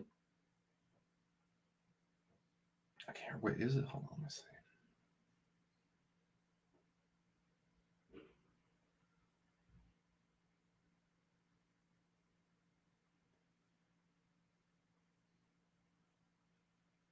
No, it was Contender. Okay.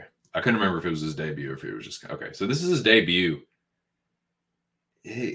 He's fought some okay guys towards the end of his, or to like his last few have been decent fighters. A couple dudes that were undefeated, and a dude with only a couple losses. But Argueta is a little bit of a step up from that. Like, he had a tough debut against Damon Jackson, but he beat Aguirre, and then the Ronnie Lawrence and Miles Johns fights were weird, but I don't know if Matsumoto is even on that level. So yeah, what's a fuck? God damn it. Argueta seems very live, is my point.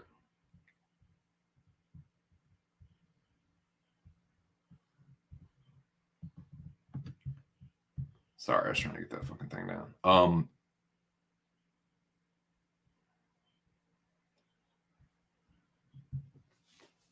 Hell fucking no. Maybe. You're just gonna have to tune into Aaron's channel Wednesday, dude. I don't know what to tell you. I will definitely tell you then. I'll tell you who my pick for that fight is and my bet. But yeah, I bet on one dog. May bet on Argueta as well. Perhaps. We'll see.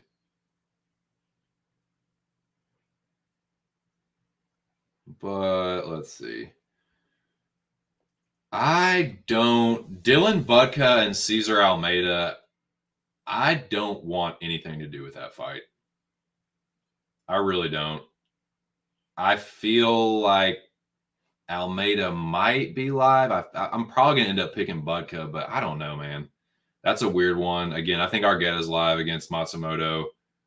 Don't know what you're going to get from him. It's Vegas, so it's not exactly like a huge card where the nerves might not be quite as bad, but still, it's a different kind of, it's very like, it's more quiet in the apex and a little more intense of a setting. So I feel like it could maybe, I don't know, could still lend itself to some nerves potentially. I don't know. You never know. You never know what somebody in their debut is going to be like. But Argueta, someone that's had a couple fights already against Ronnie Lawrence and Miles Johns are decent fighters, and yeah, I just don't know if Matsumoto is ready. Just don't know.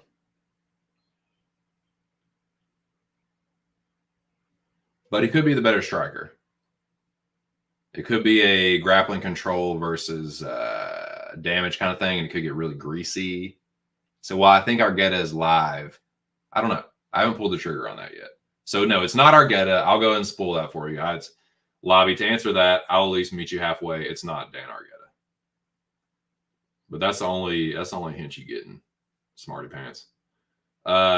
So Calvillo Rodriguez, nope, pass. Want nothing to do with it. I kind of want Haile Alatang's line to get better because I'm very tempted to bet that, but it's just sitting at plus 105. And that's what the fuck? What can I do with that? I can't do shit with that. Not when I'm going this light. I would need it to be something to. If I'm only going to bet a half unit and I'm putting a quarter of it, like if I'm putting a quarter unit on just one fighter, it's going to be where the odds are good enough to give me an outright win. So I'm not going to put like, oh, I'm betting like a half unit for me is $10. So I'm not going to put 5 on it on our on Haile Alatang just to get me my money back. Like if that's the only fight that I win. No, I want, if it's a fighter that I'm the most confident in as an underdog, the underdog I'm most confident in rather, I want when that dog wins, I want it to just be a winning night. Just be good for the night. So yeah. The dog I bet will definitely get me a win.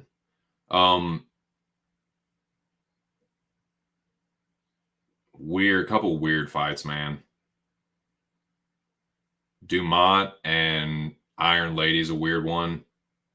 Jermaine's been out for like 3 or 4 years, had a kid. Just who the fuck knows what you're gonna get from her. If this was a couple years ago, dude, if this was Jermaine before she had that break, dude, you're probably ain't getting plus money on Jermaine Duran to me, but she's been out for 4 years. She's like my age, dude. I just don't fucking know. Tempting underdog, but I don't know, man. I don't fucking know. But I'd be lying to you if I said I won't considering it. Trevor Peek and Charlie Campbell. That might be a nice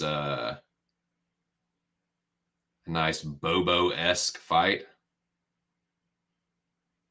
Nothing esque about Trevor Peek, but Campbell, he can kind of fight like a bow too now. He can do some growl scratching too now. That should be fun, man. Especially if Campbell just bites down his mouthpiece and goes out there to fucking swing and bang. Yeah. I'm gonna be looking forward to talking about that fight with Aaron on Wednesday. Bahamondes and Yagos. Pass, dude. Bahamondes probably wins, but that line sucks. I wish it was like minus 250 or something. Minus 200, minus 250 is probably more like it.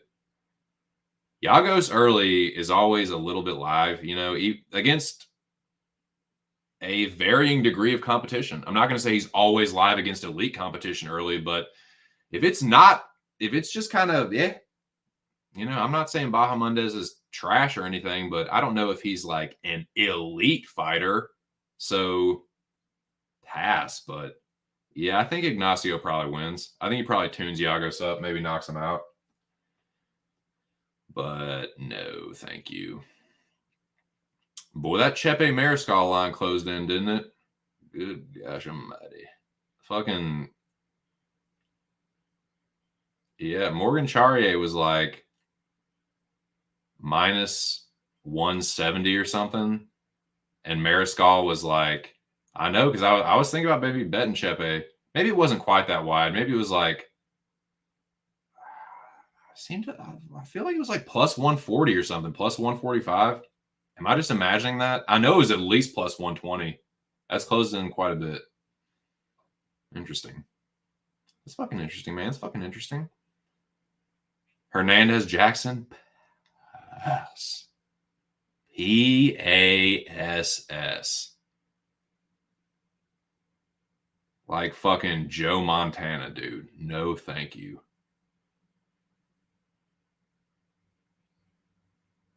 Alan Curtis, pass. You want my picks, you got to tune in Wednesday to Aaron's show, but nah. Fuck all that.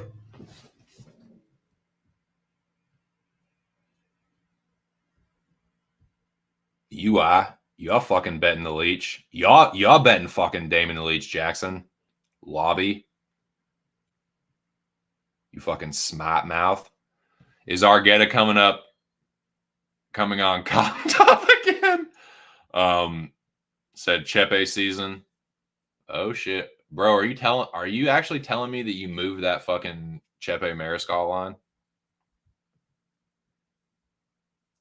I don't understand why he's the underdog. No. No, sir. No, thank you. Honestly, I think Alex Hernandez probably knocks him out. I'll just go ahead and spoiler alert. That's my pick. Alex Hernandez by knockout, but he's so untrustworthy, man. I would never, dude, parlaying Alex Hernandez. You're drunk for that. No way, but I think he does win. I think he's super live. I'm semi-considering cashing out my other bet and just putting it on Argetta, but nah, probably not. Yeah, I agree. And I did watch a little bit of tape on him, and that's why I'm like, because I saw that line. I'm like, Argueta plus money against a fucking nobody. And then I went back and was like, okay, he's good. Like he's pretty good on the feet. Probably the better striker. I don't know, man. Who fucking knows?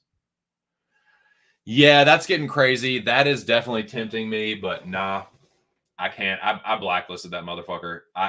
Nah. After that last one, no, thank you. He probably wins too. Like I feel like that's getting a little slightly disrespect, a little slightly disrespectful, but nah.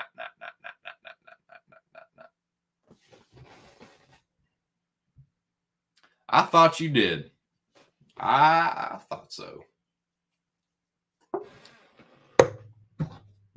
give you a little Jules Winfield. I thought so. That looked like a Noah Allen type of movement.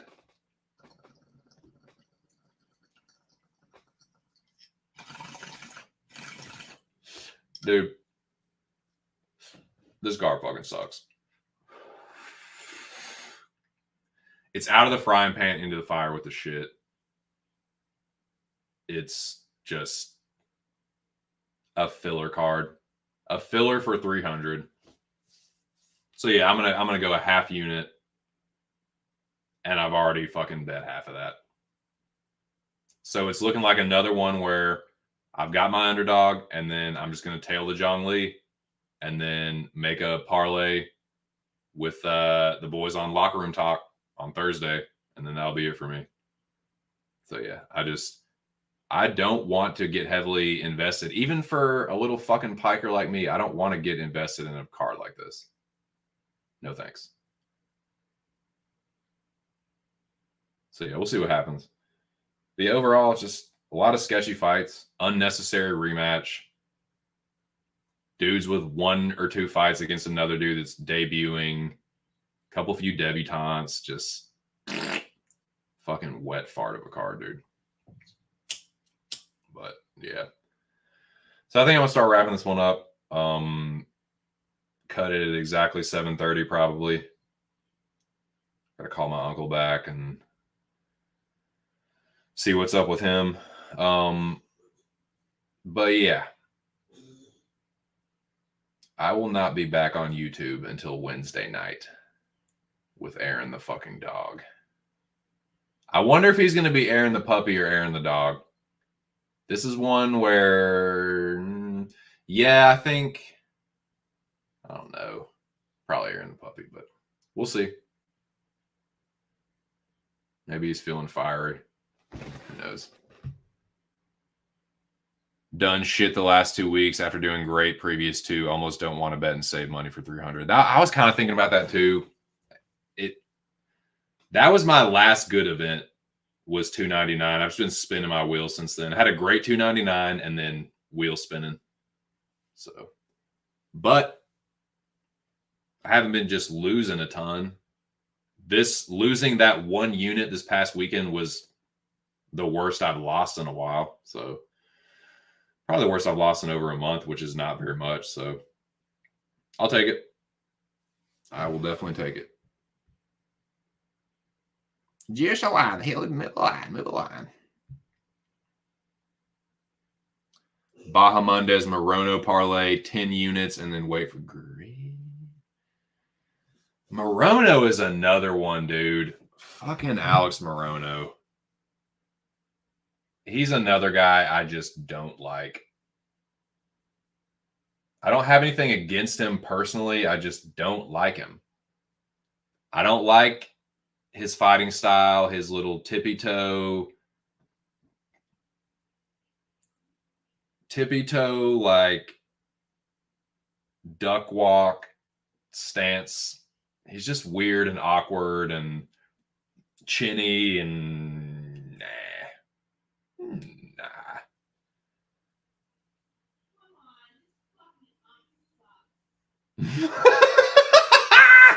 Did you hear that? Lady says, come on, this fucking ump sucks. God, I love her. So yeah, dude, fuck them. If they going against the O's, then yeah, fuck them, dude. Better call them right now. So yeah, dude, I don't know. Shitty card. I got my underdog, and the line has moved on my underdog too, though. Not that much, but a little bit. A little bit.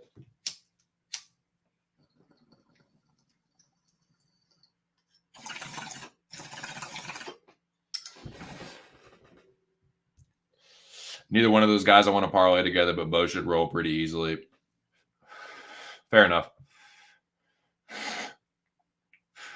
Yeah, he is. I mean, and that's the problem. He tries to be a tough guy against like power punchers, and like he was whooping Ponzi's ass, and then he just gets fucking like Ponzinibbio gave him like facial paralysis.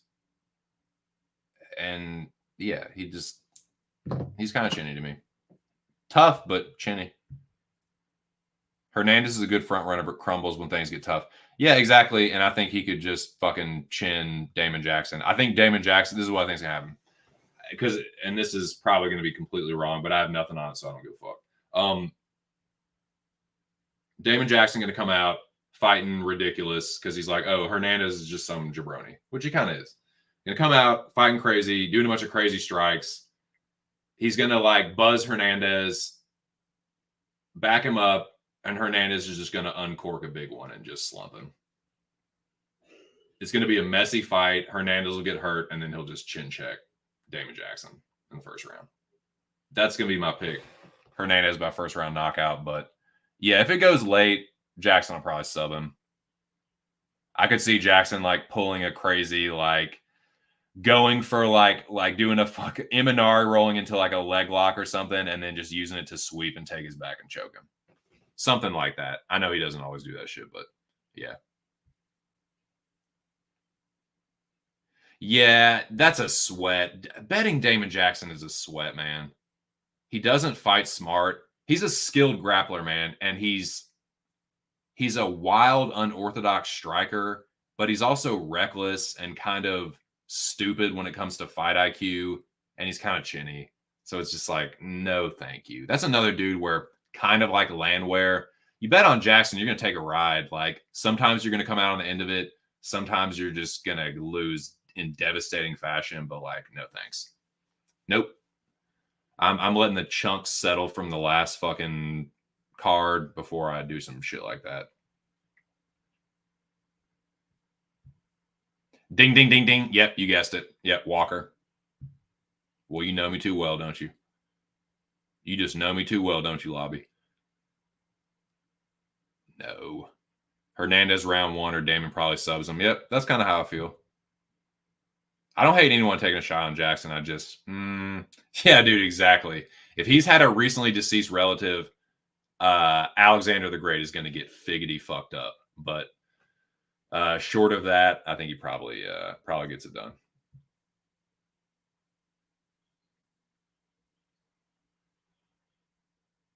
Yeah, for sure. For sure. That's smart. All right, boys, I'm gonna get out of here. I am gonna cut this one pretty short and sweet as far as the outro, but I just want to say shout out and salute to the whole fucking dome. Y'all are the best. I'm gonna drop the link this coming Saturday for the dome once again. So anybody that wants to come through, shoot the shit. That will be Saturday. Wednesday, like I said, shout out to my dude Aaron the Dog. Subscribe to Aaron the Dog MMA and Movie Trivia. That's where you can find me next as far as this week, Wednesday night, 10 p.m. Then Thursday will likely be another episode of Locker Room Talk. So shout out to the boys at Pub and shout out to those gentlemen in particular. And we'll be back Thursday with another episode. And yeah. Fuck, dude, I forgot to see who won the contest. But whoever it was, man, shout out to them. Sign up for the Pub contest, man, for real. I do it every week. I'm gonna get that fucking fourth one, dude. I said I was gonna get the third one, and god damn it, I did. So I'm gonna get the fourth one too. So shout out to the boys at Pub. And yeah, man, it looks like Pubapalooza went off without a hitch. So I've got to get down there for one of those, man. If it's not next year, the year after that. But I'm gonna do it. Just like I'm gonna win that fourth fucking contest. So yeah, man, sign up for that. Shout out to y'all. Have a good week. Best of luck. I'm gonna get the fuck out of here. Like I said, I will be back on Saturday. I was going to say Friday, but no. I'll be back Saturday. Hope to see y'all then. And like I said, y'all are more than welcome to come through on panel. But yeah, appreciate it. Y'all are the shit. Have a great week. 2 cents. Catch you on the next one. Peace.